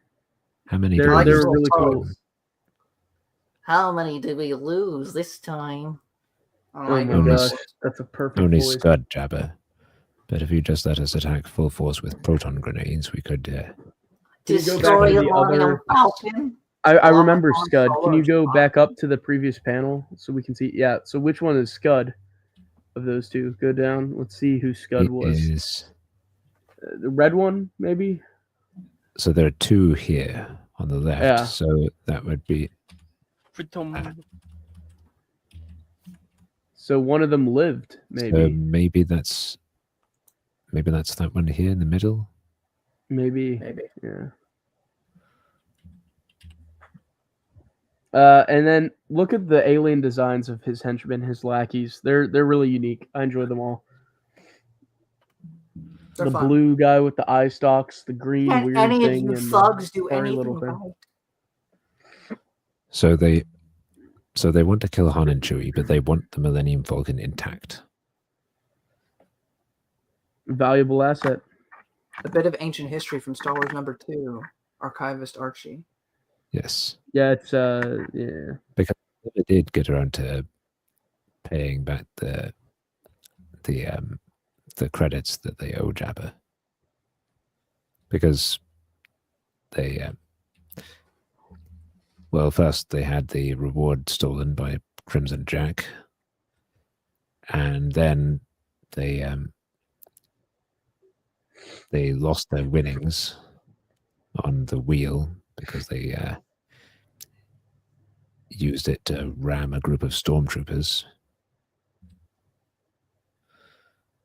So, yeah, their luck in Nutrient paste is so delicious, and it's good to know that they have basically Wait a canned sec. soup in Star Wars.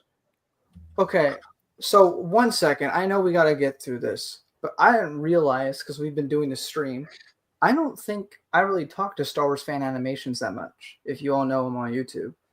But he made a post an hour ago saying, hey, Magneto Alex is 1 subscriber away from hitting 500. Go show him some love. Oh, that's nice. So I think it's because of him. It's kind of hard to see, but it's because of him that I have made it. So show him some love. Yeah. Sorry, I just like noticed that. I like that there's soup cans in Star Wars. Do you think he had a? Do you think he Well, we have literally hot has a chocolate. can? Does he have a can opener somewhere? Like there's a Maybe it's can like a opener laser. and the Falcons fold somewhere. That nutrient Oh, paste wow. really looks good. That green stuff up on the right, that looks yummy, gourmet. Maybe it tastes like mint jelly. It looks like ground up Grogu. So the perspective here on I this hope panel so. is very strange. Same. I can't tell if we're looking at the top or the bottom of a Oh Star yeah. Destroyer. Oh, I can't tell. I'm gonna assume that the is bottom. so trippy. What the heck? Yeah. I'm gonna assume the bottom, but I don't know. Oh my goodness! Marcel's in the chat. He says, "Hello, you fine folks." What is going on with this panel? Yeah. The first MCU Mandarins confusion. We can't forget. Oh my goodness! That panel's giving me a headache. Let's move on. Yeah. Oh dear. oh dear. Okay, so this is actually. Do you remember that moment at the end of the last End of the wheel wheel. issue? Yeah, where Luke used the Force to momentarily attack Vader's mind to give Han and Chewie the opportunity to escape. Well, this is that moment from their perspective. That's why Han's saying that monster's got us dead in its sights, but it's not firing. I never look a gift miracle in the mouth, Chewie, but making the jump to hyperspace before someone comes to their senses. And here we have the editor's note. Due to Lord Vader suddenly experiencing feedback of the Force, see Star Wars issue 23 for the full story. Her Yes. cousin Eunice says optical illusion in the Marvel comics. I might add it on the iceberg. I don't like how No. Han looks. It is upsetting me. That's it looks like an alien. Yeah, that's a classic meme panel right there. Now, as soon as they jump to hyperspace, they learn that the wheel mechanics didn't put the Falcon back together properly, and so they need to land somewhere and sort it out. So they land on this planet, Orlean, except Jabba the Hutt. It's a hideaway place that Han learned about. I think he says that he's used it Yes. before, right? Yes, and Jabba the Hutt, or rather Mosep Benid, knows about this and was waiting for them. Marcel says Han looks like a Romulan.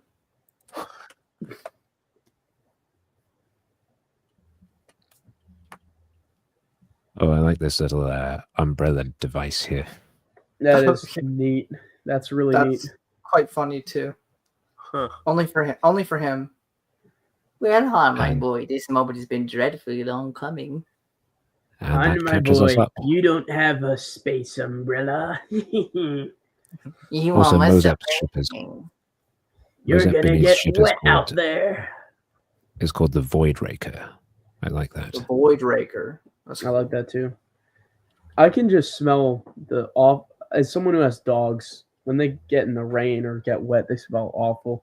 Imagine how awful Chewy smells. Do you think It must you be think awful. Chewie doesn't shower? No, because of the rain. Wet dog Yeah. smell, wet Wookiee smell. I feel And then like here's the start of those stone mites. Yes. Stone mites. I mean, according to the Solo movie, Oh, Chewbacca what? and Han Solo take baths together. Now, Wait, this is what? quite interesting. Is Yeah, that for real? He says yeah. In here, the movie, they have that shower scene. Wait, do they actually? They actually do. Yeah, I don't even remember he like that. creeps in there and he's like, "Oh, Wait, Anyway. actually? like Stone actually." mice. so this is quite interesting. Han Why? says here that they're a biological weapon developed during the Clone Wars. Their bodies Biological manufacture weapon. an acid that enables them to eat through anything. You think they were experiments off of those little brain worms from TCW? The Well, zombie arc? I would imagine that stone mites have been around for a lot longer and that Yeah, they're not probably. engineered, but similar visual. Well, Look you would at- have to ask. You would have to ask a certain Logan Lex Legends for more information on that. But as I understand it, we do learn more about where they came from in Skywalkers. Right. Right. What are But you talking yes. about, Marcel? I did see it in theaters. I do not remember a shower scene. That's so weird. Was there You like saw it in romantic? theaters? I never saw it, Was there- period. Was there romantic music playing and all that? There can be. Do you want me to make an edit for you? Yes. But now they're getting grenades tossed at them. Yeah, Look And at the that's a yellow problem. guy back there. He's got great ears. He looks like Merman from He-Man. Oh, he's Thank you, so Marcel. cool. I'll play it Wait, for you, Brennan. I need to when we name end this the stream. species. That species the is roof. sick. And the roof of the cave is beginning to collapse, revealing like- All the this. stone mites. Yep. Uh-oh. I guess Jeez. Somebody needs to something call an rings a bell exterminator. about Skywalkers. I think they are genetically engineered, aren't they? Yes. That's right. See, so I was onto something. Yeah. I So, forgot completely about that connection. The space umbrella is absolutely amazing. Yes. it's so extra too. It's like you're not actually Jabba. Relax. He's like, nah, I'm cool. Look at the guys on the little turret. That's amazing. Yes. Well, that's This a is laser so- borer. Yeah. This is so 80s Star Wars or 70s, you know. That Um, guy. Yes. Poor guy. He's That's been a- eaten. Is that meant to have happened really fast? Or is That that, looks a like while? that looks like me when I wake up in the morning. Dang, you must be losing a lot of weight then. Jeez. You're skeleton. I wake up and I just look raw boned, gaunt. I don't think that was the right way to phrase that. I don't think. I No, don't think in that a was the right way to say In an that. attempt, in an Raw attempt boned is a to, word. Listen, in Look an it up, attempt Alex. Sal, to I prevent believe the you. stone mites from eating through the hull of the Falcon, Han is using the de-icing system to burn them off. The problem, I though, believe you. We're on Star Wars right now, not on your raw boning situation. What the heck am I listening to? the problem though is that there are too many of them. They're weighing him down. So instead, they blast through the Clever the move. hollow- Yes, It's quite clever. I enjoy this issue. It's enjoyable. I've enjoyed all the issues we've gone over so far. This is a enjoyable one. but Bodot. it's very much a one-off. Very much a one-off. You know what That's I a mean? funny Just face. not an arc at all. And here, Very sorry. The word I'm looking for is this is a very self-contained issue. Does world build though a bit? Yeah, for sure. I love him in And his here- suit. here Mozep tries to bargain with Han. And I'm glad says, that the airlock. you know what? I'm feeling in a forgiving mood. Why don't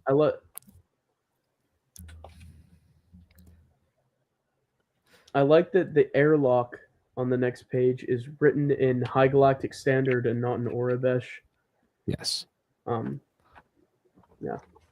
For High them Galactic not to Standard read. is High Galactic Standard is basically just English. I think Tales of the Jedi invented High Galactic Standard as a concept. It's interesting as an alternative language to Arabesh. I think And you are Han correct. calls his bluff here, and Mozep just goes, "Yep, we're infested with stone mites. Please save me." Quite unfortunate. That's what I always liked about you, Han, my boy. There isn't a vindictive bone in your body. I don't know if that's true, but I don't know that that's true either. And I like how they just sort of leave him floating out there for a little while. just so you can It's feel it's that. like he's in timeout. Think about what you've done. Yes. Yes. Next up, Dark Encounter. This is That the one issue- with So- Leia meeting. So the way this Darth, issue right? ends, allegedly the debt is now forgiven, but Presumably so. Presumably so.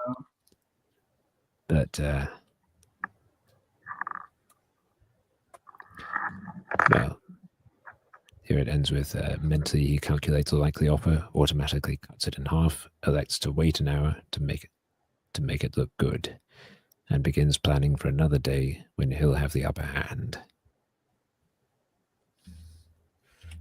Now next, Dark This issue. Encounter. This is a good one. Really good one. Yes. This is the end of Valence until 108, right? Yes. Now we Crazy. should be able Also- to speed through this issue quite quickly. We should. And then High Galactic Standard is like what, Marcel? is that like Latin?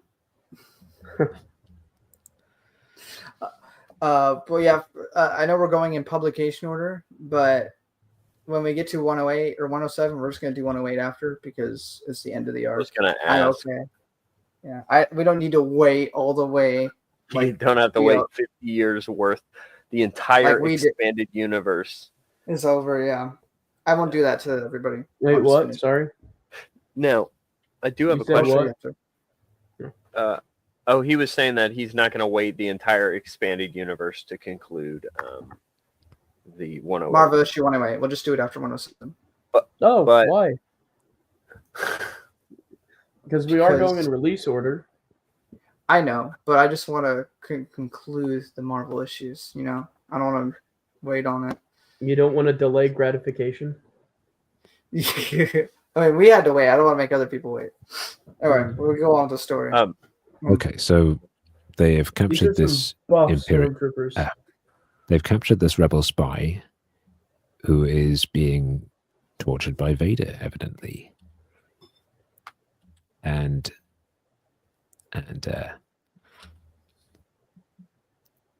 this officer is going,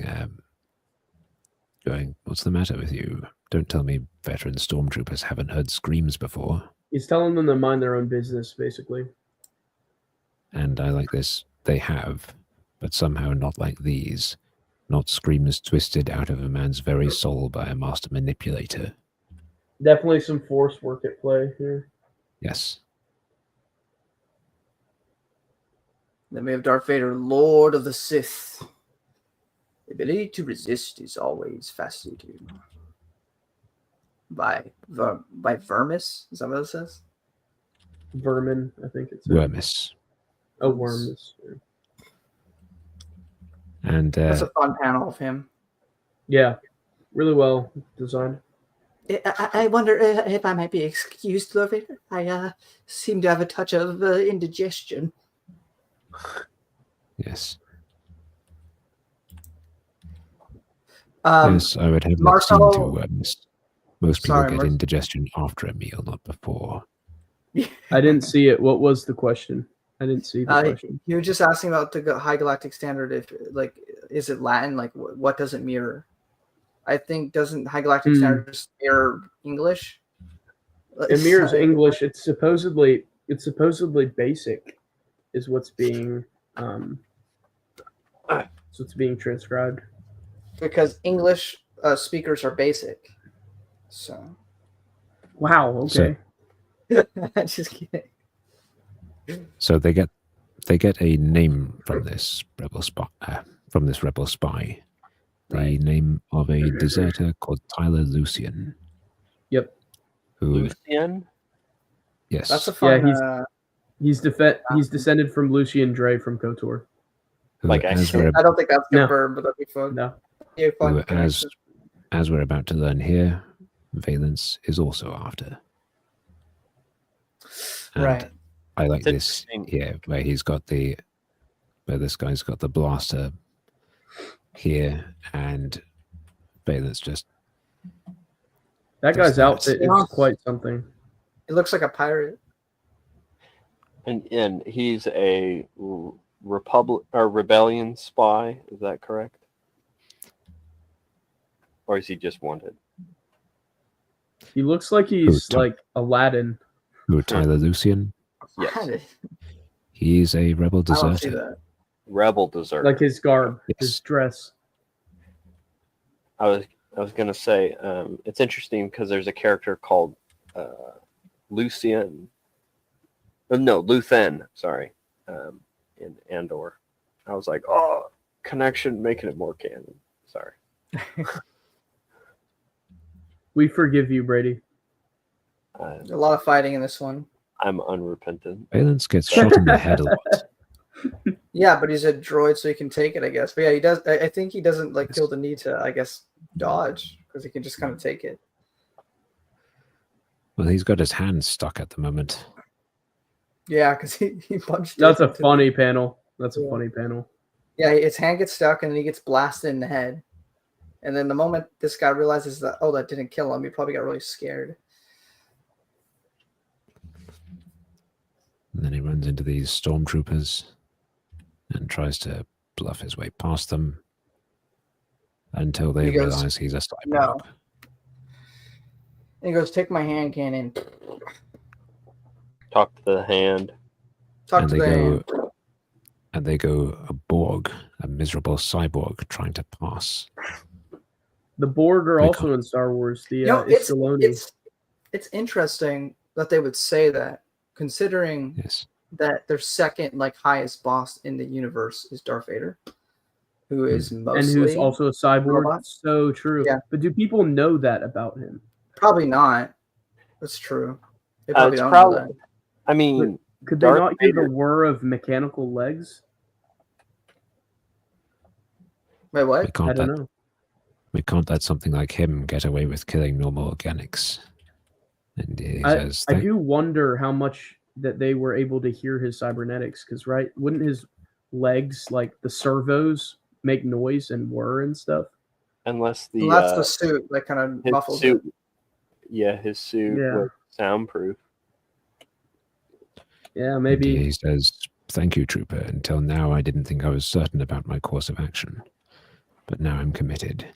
I'm in a race against Darth Vader, and Tyler Lucian is the prize." I was gonna say to Darth Vader thing real quick. I think it has to be quiet, right? Because we see him walk in all the movies, and we never hear any That's surgical true. stuff. That's true. So, Do we Well, hear that- it for C-3PO? Yes. I guess we do a little bit. Yeah. I was gonna say that's because it's a guy that doesn't have robotic hands or legs. Sorry, Yeah. but I find this kind of interesting, especially with the comics we are going over right now. It seems like for them to build up a villain, that new villain that they're coming up with, has to have something against Darth Vader to prove that they're bad. And I feel like we see this a lot. We do see this kind of repeat with Baron Tag. We have Very true. If you put a 3D comics with Black Hole, they didn't exactly get along.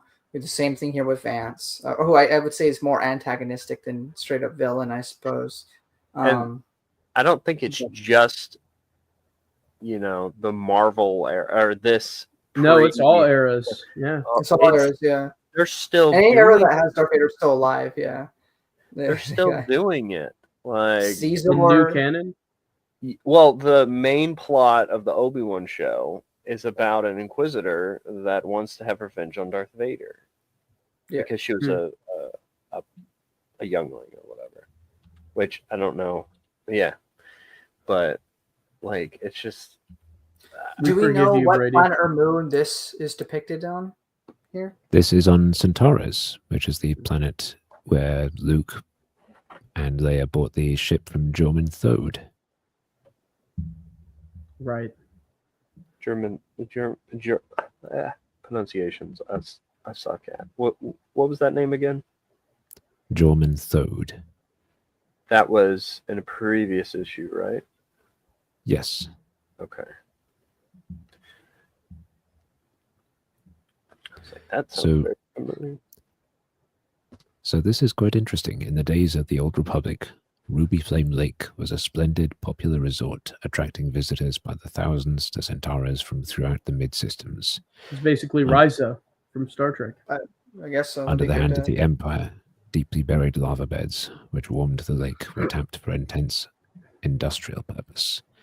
Within a decade, the lava beds were exhausted.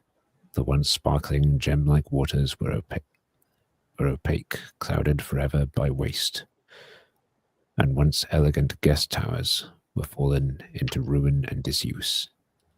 So here we have another example of the Empire just ruining a place. Wasting resources, basically. Yeah.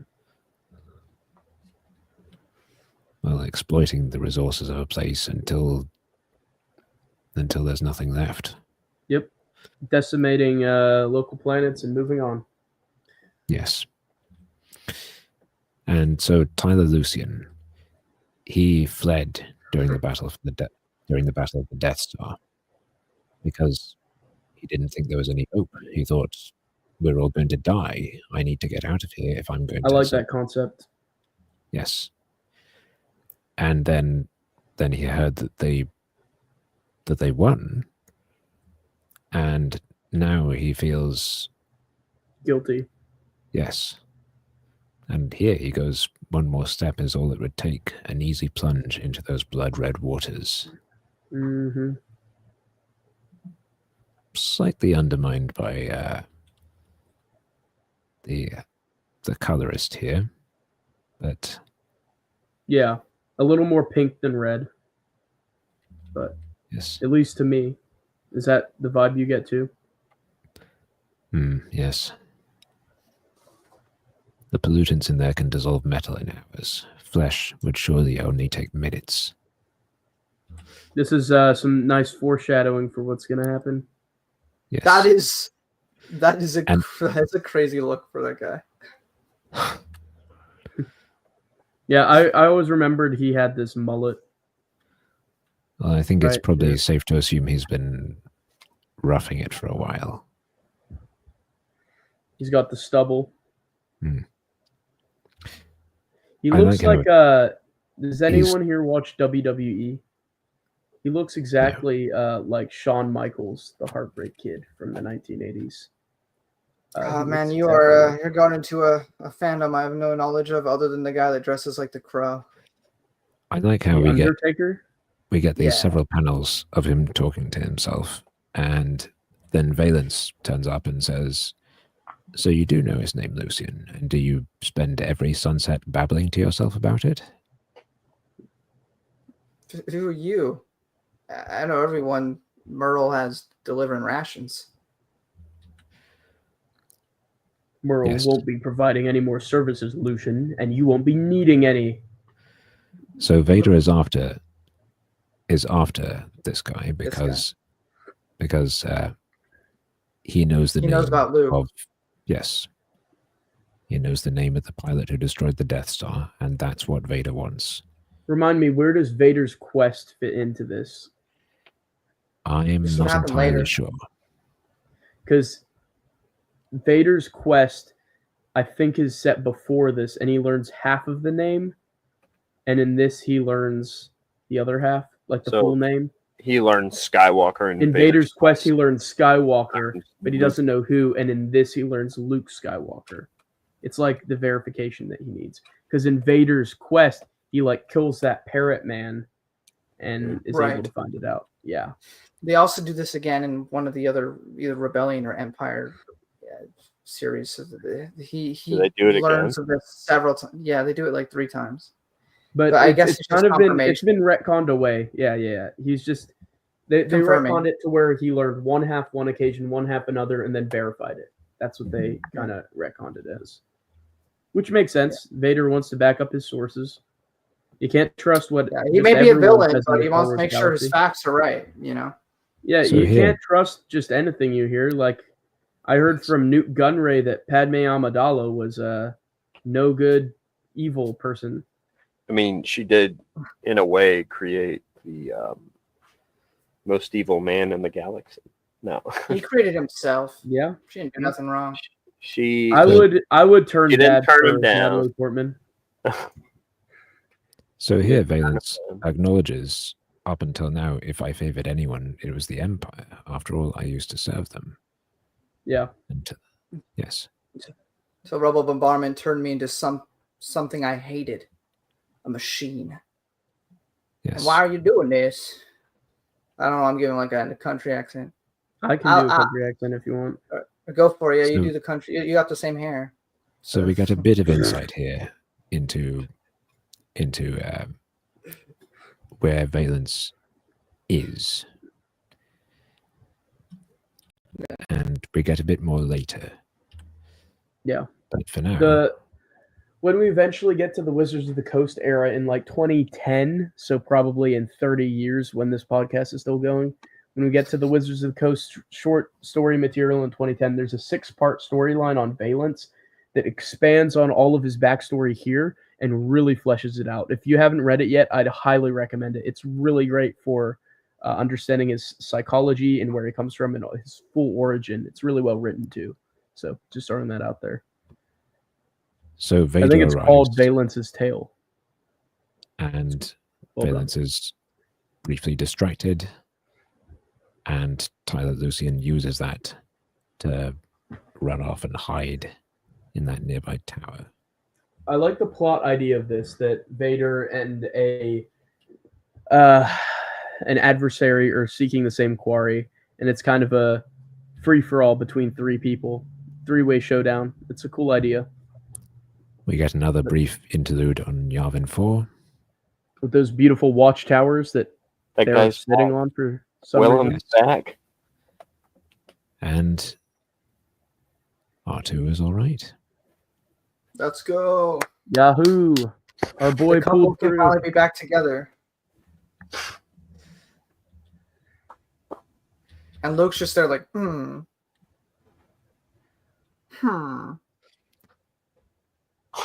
Now, this Yeah, is so almost a space. full page, but Alex, if Oh, you okay. feel like Daniel, get over Not here. this again. Oh no! Damn. Don't backtalk me. Damn. Thank you. I'm not We're going to getting give you the actual rest of my abuse on the live stream. quesadilla if you don't do what I say. So just do it. You know, if this show Quesadilla? ever gets big enough, we'll never have him on. All right. Imagine this show blows up, gets to be the most popular Star Wars podcast It of all will time, not and then they ever. look at the oldest episodes, and it's just Alex slapping an imaginary Anthony Daniels around. What do you And mean then- imaginary? He's right here. Anyway, am I going to do it or am I going to have to smack you again? Okay. Thank you. Oh boy. Stop crying. We're live. This is unfair. Totally unfair. A protocol droid isn't equipped to suffer an experience like this once, much less twice. What could be taking so long? Master Luke and I bought back all the materials they needed. Suppose some of the parts we got on Junction are faulty. With the Imperial blockade, they can't be easily replaced. Maybe R2-D2 can't be repaired, as he was after the Battle of the Death Star. No, I mustn't think that way. Why, if they can make that little droid functional once more, I'll never say a harsh word to him or... Surprise. Why, you unreasoning little mound of misplaced circuitry. Do you suppose I have nothing better to do than idle about waiting for you to play practical jokes? Just like old times again. What do you mean, twerp? Thank you, Daniel. Masterful. You can have the quesadilla. Daniel. His last name's Daniels. No. We're changing it up. There you go. Eat up. Took away his identity too.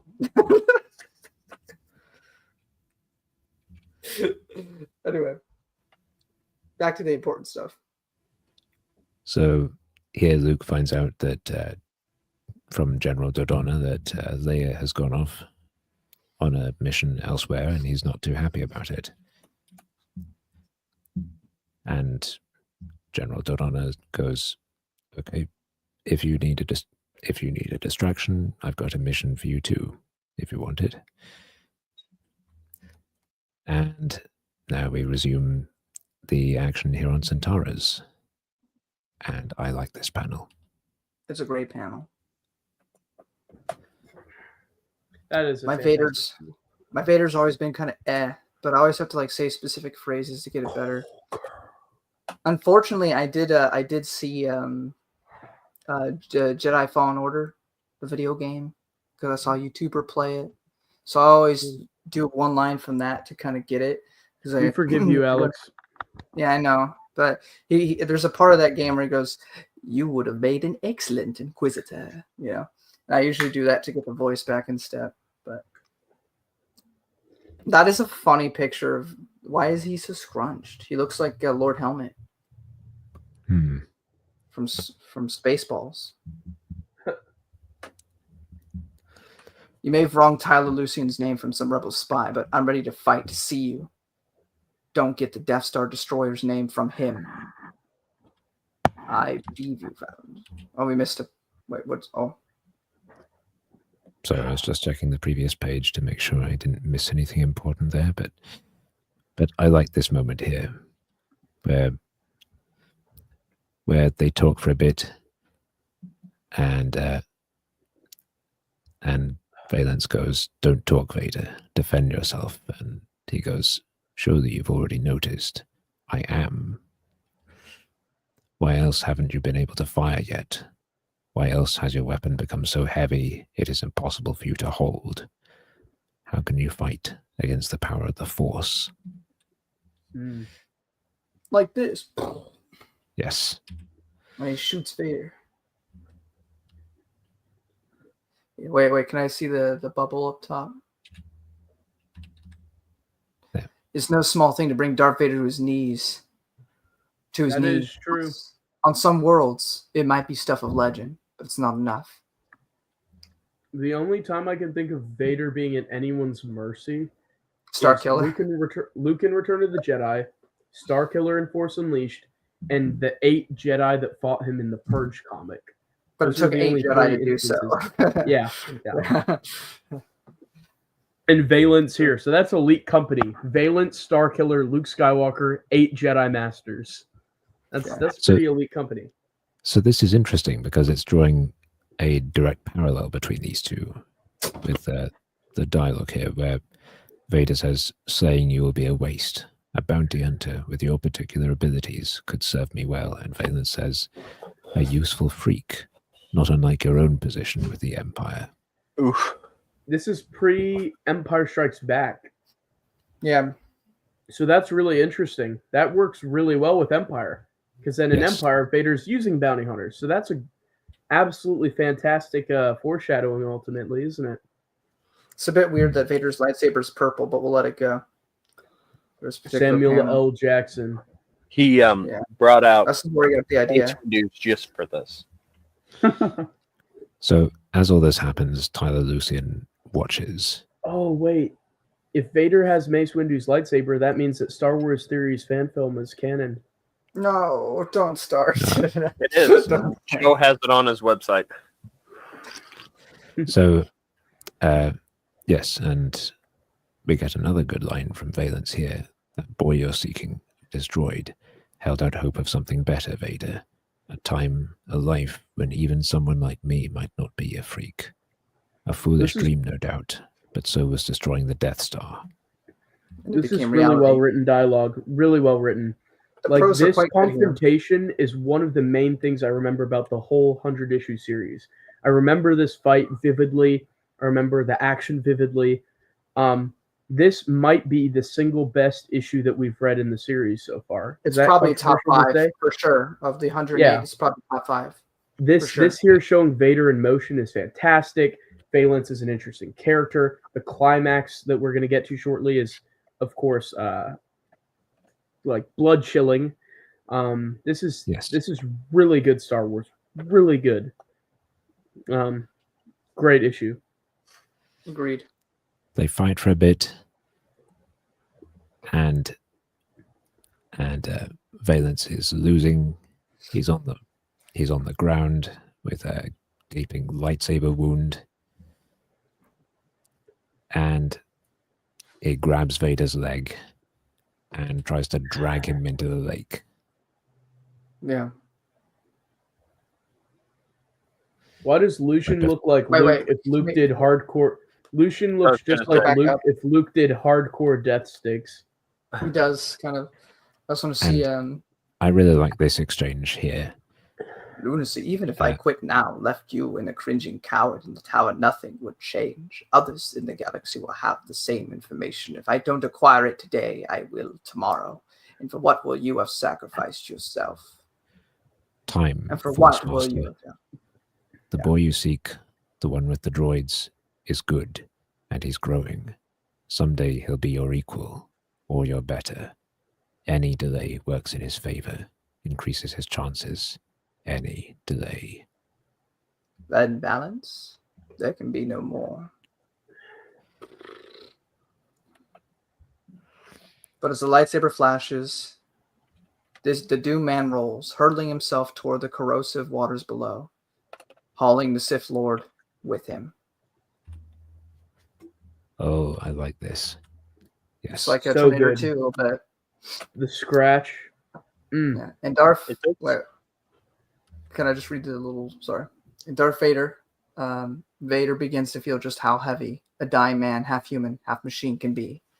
The movements that follow are long, but they end. The writers don't know that Vader's half machine either right now, do they? Because I imagine they suspect, but it's not until Return of the Jedi that they show. Yeah, any robotic Empire. No, it's not until Return of the Jedi that they show that he has the mechanics. No, 5 he takes off the helmet, but I guess it's. Oh wait, does Obi-Wan say he's more machine than? No, he doesn't say he's more machine than man until Return of the Jedi. Is that right? Yeah, he doesn't say it until Return of the Jedi. It's not in A New Hope, or does the novel say it? I haven't read it. I think so. So is this still the parallels they're drawing between Vader and Valence? Yeah, they must know something. Well. Splinter. Yeah, it's actually Splinter has it. Does Splinter have it? Yeah, he gets his hand cut off, and it's a prosthetic. Right. Okay. Yeah. Well, it's also quite interesting. It does work so well. It is actually quite interesting if you think about the context of the EU and the movies as a whole, because Valance hates himself for what he is, and in the same similar way, Vader, most of his strength doesn't come from his hatred for others; it comes from hatred of himself. He hates himself for what happened to Padme. He hates himself for what he's become. He hates himself for having to be subservient to Palpatine. So it is actually quite a beautiful parallel between the two of them, if you take the full context into account. And this is really sad. Yeah, I believe it could be a happy ending, but that in all instances, in a lot of instances, I believe I personally believe suicide is just very sad. It is. Everything about it, and I just have a hard time with it in general because I know people have been affected by family members, and so all that to say that it's just always very heavy, and it's interesting that Star Wars addresses that pretty early on in the Marvel comics with this. He's doing it for a worthy cause, a noble cause, but as it said, the man who could not face the Death Star finds the courage finds the courage to jump, and so he kills himself, takes the information with him. To be honest, if I knew Vader was about to ascend a watchtower to get I'd me, probably kill myself too. I'd probably want to jump as well. But man, that's just such a heavy ending to this comic, and we don't see Valence again until not for a long 108. time. Not for 30 more years, right? Or probably more 40. than I that. mean, unless you count 40, unless you count the adventure journals, like you said, then So it ends here. The Western That's game stuff, before but this. that's all prequels. Yeah, exactly. yeah. So it ends here with Vader still searching for the name of the pilot who destroyed the Death Star. Which will lead to Vader's quest and Empire. Yeah. Chronologically speaking, I believe. Now we have one more issue. You know what? I think we've made it to 2 hours and a half. Whatever we have next week, we can just add issue 30 onto the pile. I don't think there's too much on the next one. So I think it's okay. I think we could run it through in like 10 minutes if you want to. You think so? I think so. I think so. There's This not one's short. too much going on in this one. Not really. Okay. If you're good Okay, so stay on. That's fine. I'm fine. I just thought it was a good place thematically, but it's okay. We can finish this. a princess alone. They're going to Metalorn, which is an Imperial factory planet. Cool idea. Yes. There's a lot of just really great concepts in these early issues. Now we get this double page image here. I love the look. I love the look and the architecture of this planet. It's such a sterile feel, right? Just sterile, spotless, bland, corporate. It's very yes. Yeah, it's so if interesting. somebody commits suicide in Andor, you bet this comic will be involved in the discussion that follows. Yeah, that's fair. What is an Andor?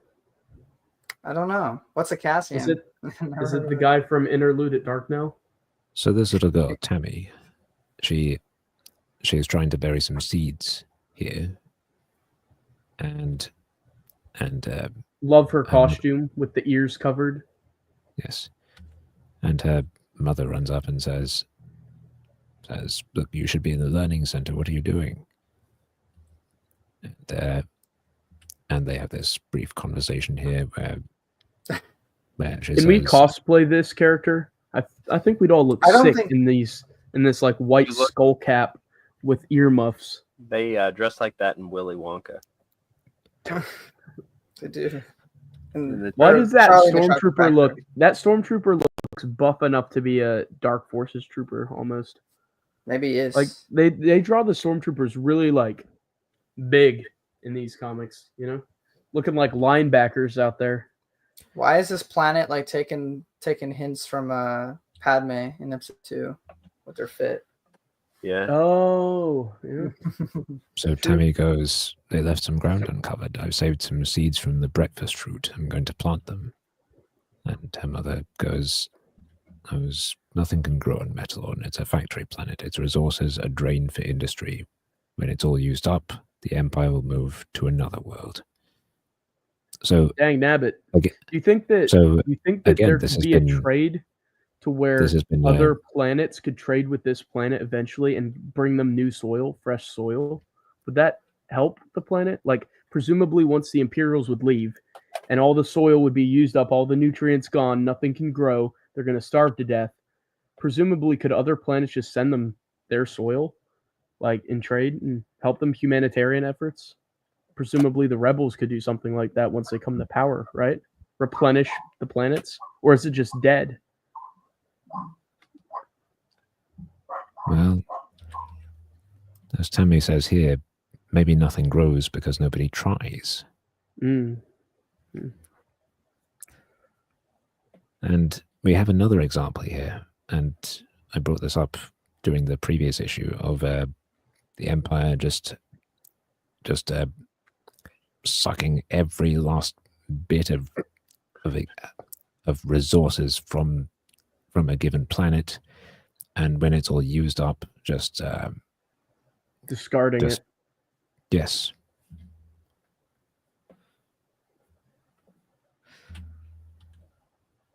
I mean, that's what the World Devastators were all about, really. Mm-hmm. In And Dark we get Empire. the return here of Baron Tag.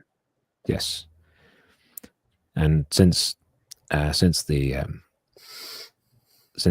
Yavin base got blown up, the one inside the gas giant, the Emperor has he has doubts about whether the House of Tag can deliver what they're promising. So he's demanded that he personally check every single project they've currently got going. His fit's a little bit like Magneto's in the comics, isn't it? A little bit. And that includes the weapons detection system that they've got on Metalorn, which allows them to keep track of every single blaster that the stormtroopers have got. This is Governor Corwith, right? Yes. Yeah. Now Leia has infiltrated the planet, and she's attacked a stormtrooper here, taken his blaster, and she used medical adhesive spray to clog the vents on his armor. Yeah. And they comment on this because weapons aren't permitted on Metalorn. So this is her making use of something that wouldn't normally be considered a weapon. And so they're tracking the stolen blaster, and she's intentionally drawing them in. Mm-hmm. It definitely feels pretty intense that she's by herself here. Yes. But I would say this is another example. One thing I noticed about Disney is they made a big deal about how they were some of the first to use like women in Star Wars and put them as protagonists in a main role. But really, women have had integral, crucial roles to Star Wars since its inception, since the beginning in the films, and like here in the comics. Leia gets a lot to do in the Marvel comics. She has a lot of moments to shine. So I always found it very disingenuous when Disney was acting like they were pushing women to the forefront when powerful, strong, likable, great female characters were represented in Star Wars since the get-go. You know, I mean, right here you have Leia. Later on, you will have she may be villainous, but we get Shira Bree, who Lumaya, Danny. Yeah, she's a good Danny. Yeah, we have all these characters just in this alone. Brady. You take into account the bigger EU as a whole. You know, you have so many female characters throughout who do stuff. So it's definitely not for sure. Maybe on screen. I mean, to be fair, if you want to make that argument, but to say in Star Wars period is just simply false. We've had load of baloney. It's bogus. Yeah. It's okay. It's So weird. Oh, sorry. So this is interesting. Governor Corwith says, well, here Baron Tag has left. And Governor Corwith said, odd. He never had the reputation of a man who shied away from trouble. Perhaps that was before his run-in with Darth Vader. And here we have this editor's note that says, a tale yet to be chronicled.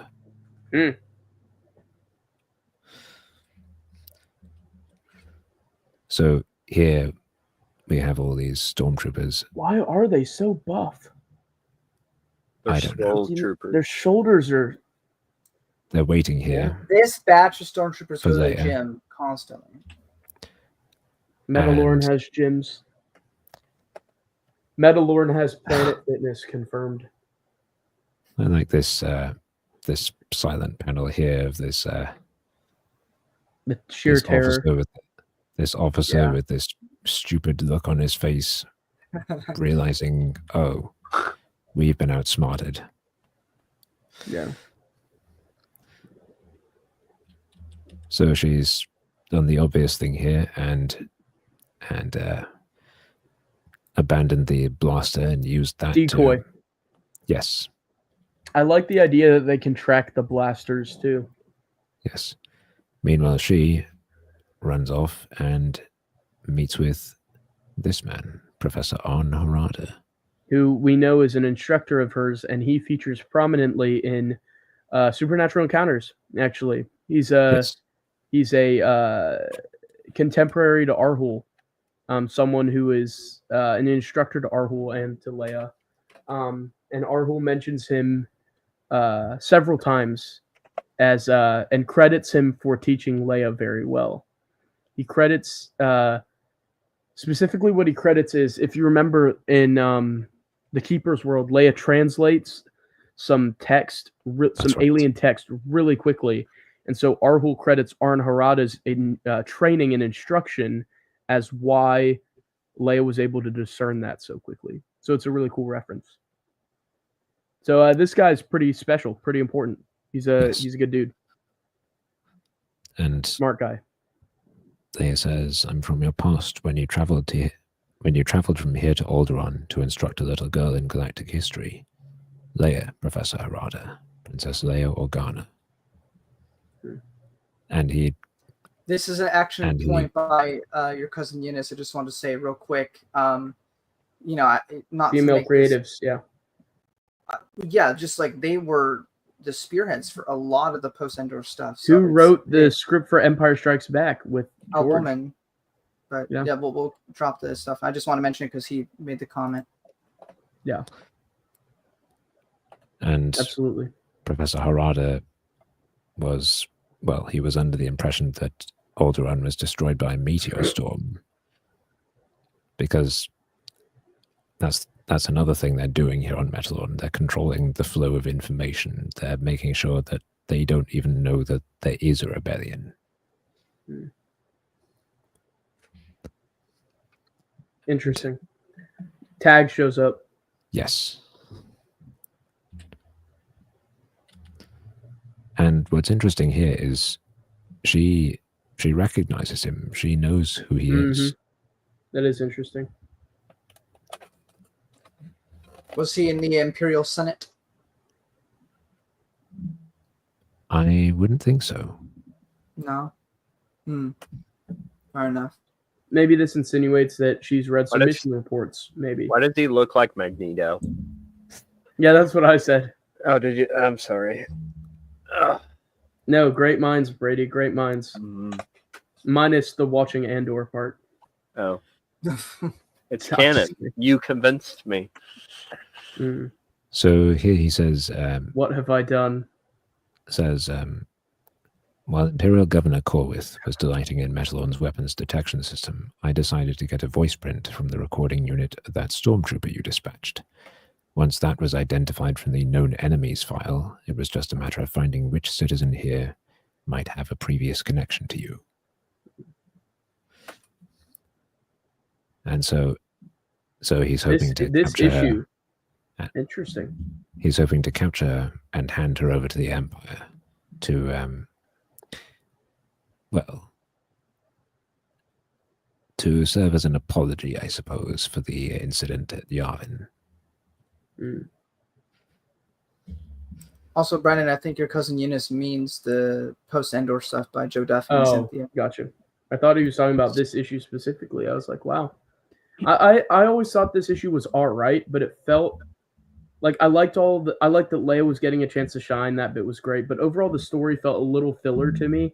I did like the concept of the planet, like the concept of Metalorn as a whole idea is great. Baron showing up is great. Spotlight on Leia is great, but overall it did feel a little bit lacking. It didn't feel very substantial to me overall. Does that make sense? More Baron is good to me. That's all I know. And I do find it a bit funny how Leia uses the energy shackles to cuff him to the table leg, I love energy Despite- shackles. Despite the fact that he has a lightsaber and can easily just cut himself free, and then he Yeah. immediately does just that. Yep. Yeah. That's high kinda IQ move right there. And I don't know what she was hoping to gain by that. I guess just a couple seconds. well, actually, she is able to use that brief distraction because this is her here. Mm. She's posing as this child's mother. Mm. Yeah. Kind of creepy in any other context. And they have a brief conversation here, and I like this exchange. It's sweet. Yeah, it's nice.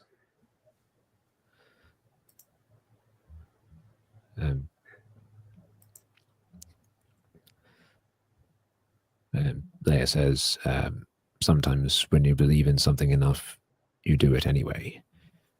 And the girl says, even if everyone else says you can't, that it's impossible, maybe Look at her especially being then. a good role model, a good influence. That's what a princess should be about. Yes. And we've even got this little moment here with Leia saying, may the Force be with you, and the girl going, the Force? And That's nice. yes. It is. And Leia leaves, and Governor Corvith and Baron Tag are not too happy about that. And I like this bit of subtle manipulation on Baron Tag's part, where he goes, it might be in your best interests if you didn't tell the Emperor about any of this,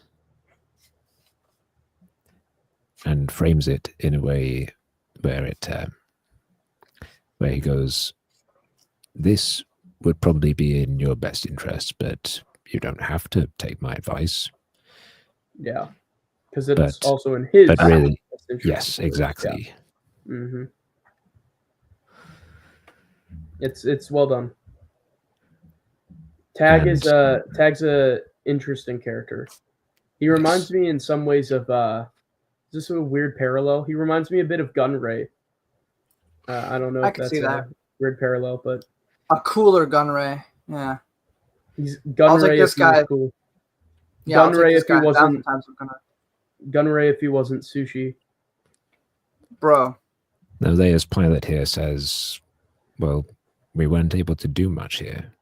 A shame we weren't able to actually accomplish the mission that we set out to do. And Leia says, I believe the important part of the mission was accomplished.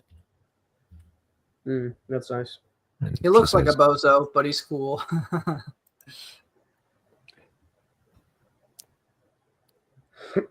and she says, you're making the same mistake the Empire does, Captain. There's more to the rebellion than guerrilla warfare. A teacher, a historian like Anharada can eventually lead a resistance when it's safe, not to fight, but to pour sand in the Imperial war machine. A blaster isn't constructed right, transceiver sets get faulty parts, but first, he and others there needed to be shown there was a rebellion, to see that its leaders survive and continue the fight, to give Metalon what it's been lacking before, hope. And then we see the girl, Tammy, burying the seeds. Yeah, that's a poignant ending. It is a solid ending. Yeah. And there we are. That is the last of today's issues. Which issue is y'all's favorite of the ones we read today? Definitely Like the the- one with Vance sacrificing himself. Definitely For for me as well. You, Robert? Yes, I agree. But they were Definitely all the solid. most I important loved- issue, I'd say. A lot of times we've been going through these issues and we've been kind of like, it's kind of whatever. It's fine. But I think, I mean, if anything, this last one may have been a bit of whatever. It's fine. But the rest of them, I'm pretty much all for. I don't think there's a single one that I don't like. The Valance ones are peak. The ones that are introducing Baron Tag and stuff, I thought were really fun and solid throughout. I didn't think there were any boring or unnecessary ones necessary. I liked the whole section of it. So I I'm a think big fan that of this. the era of it. Valance issue specifically could be like top 25 Star Wars comic issue in general, with just how good it is, in my opinion.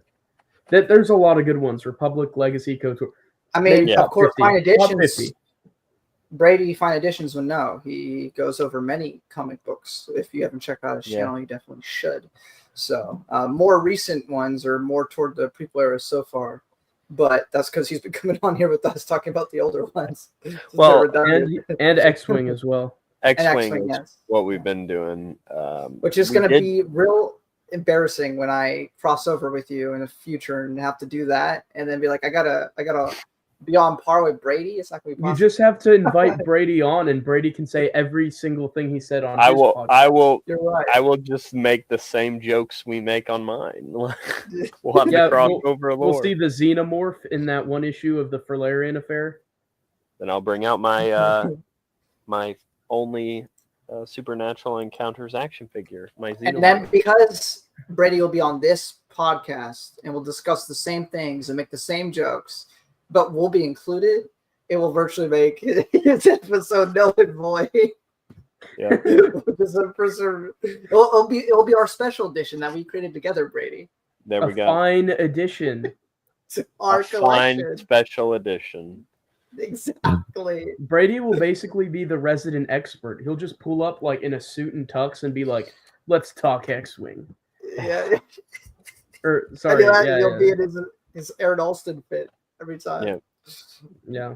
Now this is probably the longest episode that we've done so far because we had a whole 7 issues to get through. But we did. But I think it was. They were good. They were good episodes, yes. And thank you, Robert, for taking us through them. You did a good job as always, summarizing them. Because I know we didn't have Scott today, who's very good at like, this is what happened, this would happen, move.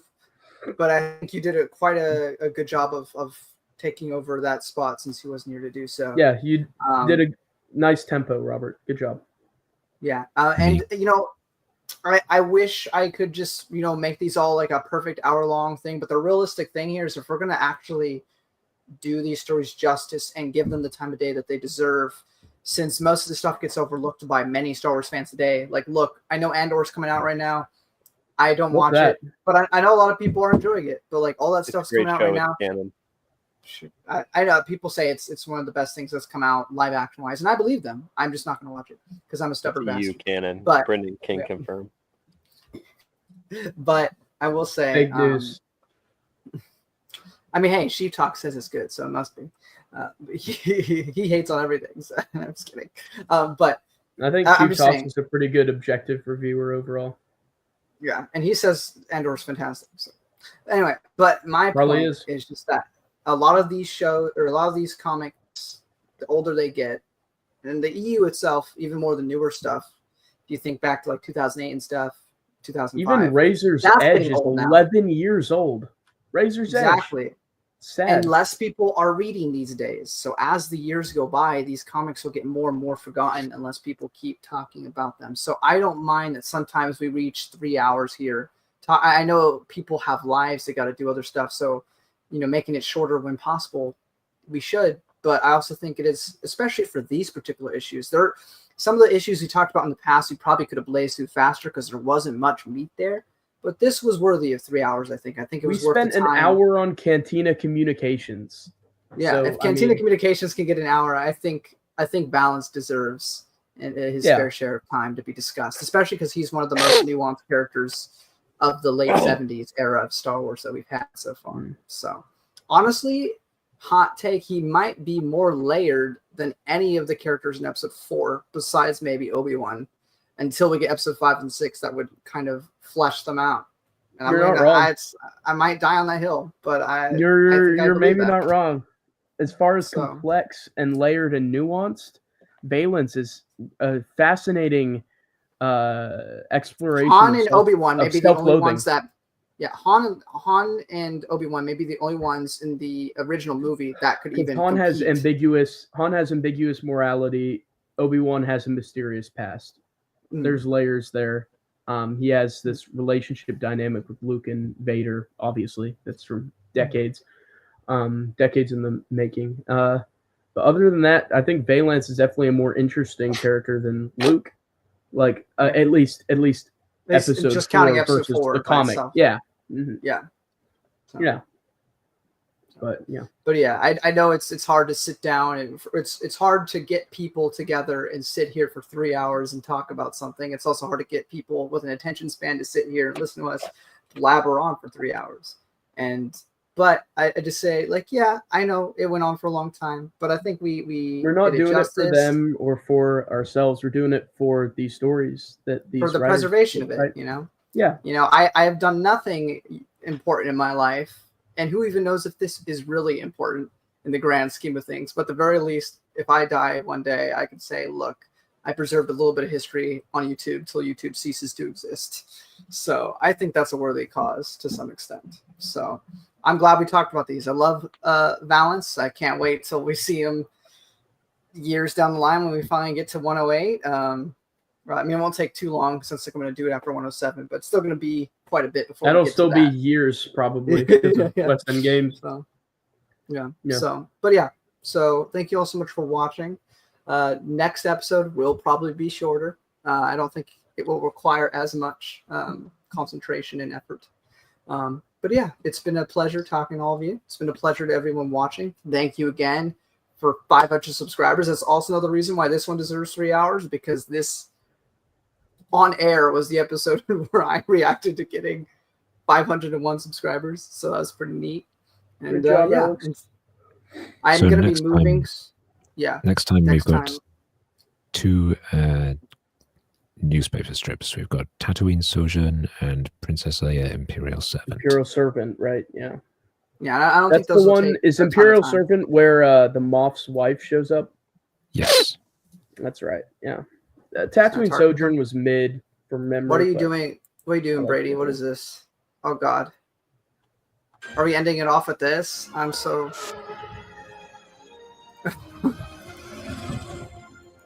Oh God. This is the only canon content you're allowed to see on this channel from me. It's only because Brady put it on in the last second. We couldn't have done this maybe like one at a time.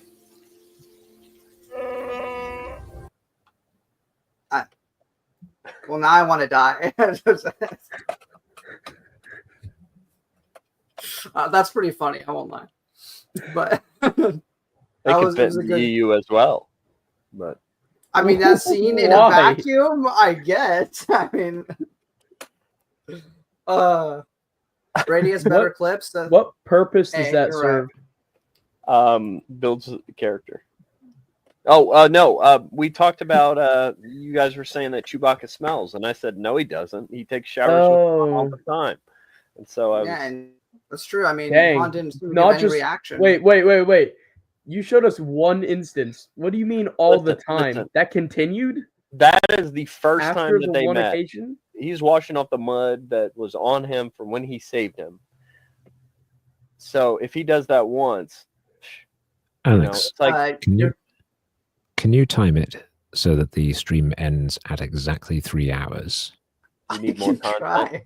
Alex, I can try. Brendan, explain how Andor's connected to No, the Lady EU. Tarkin does show up in the comic we'll be reviewing next time. I want to say real quick, I'm going to be moving. I don't know if I'm hoping to get another episode out in May. If not, we'll have to wait till June.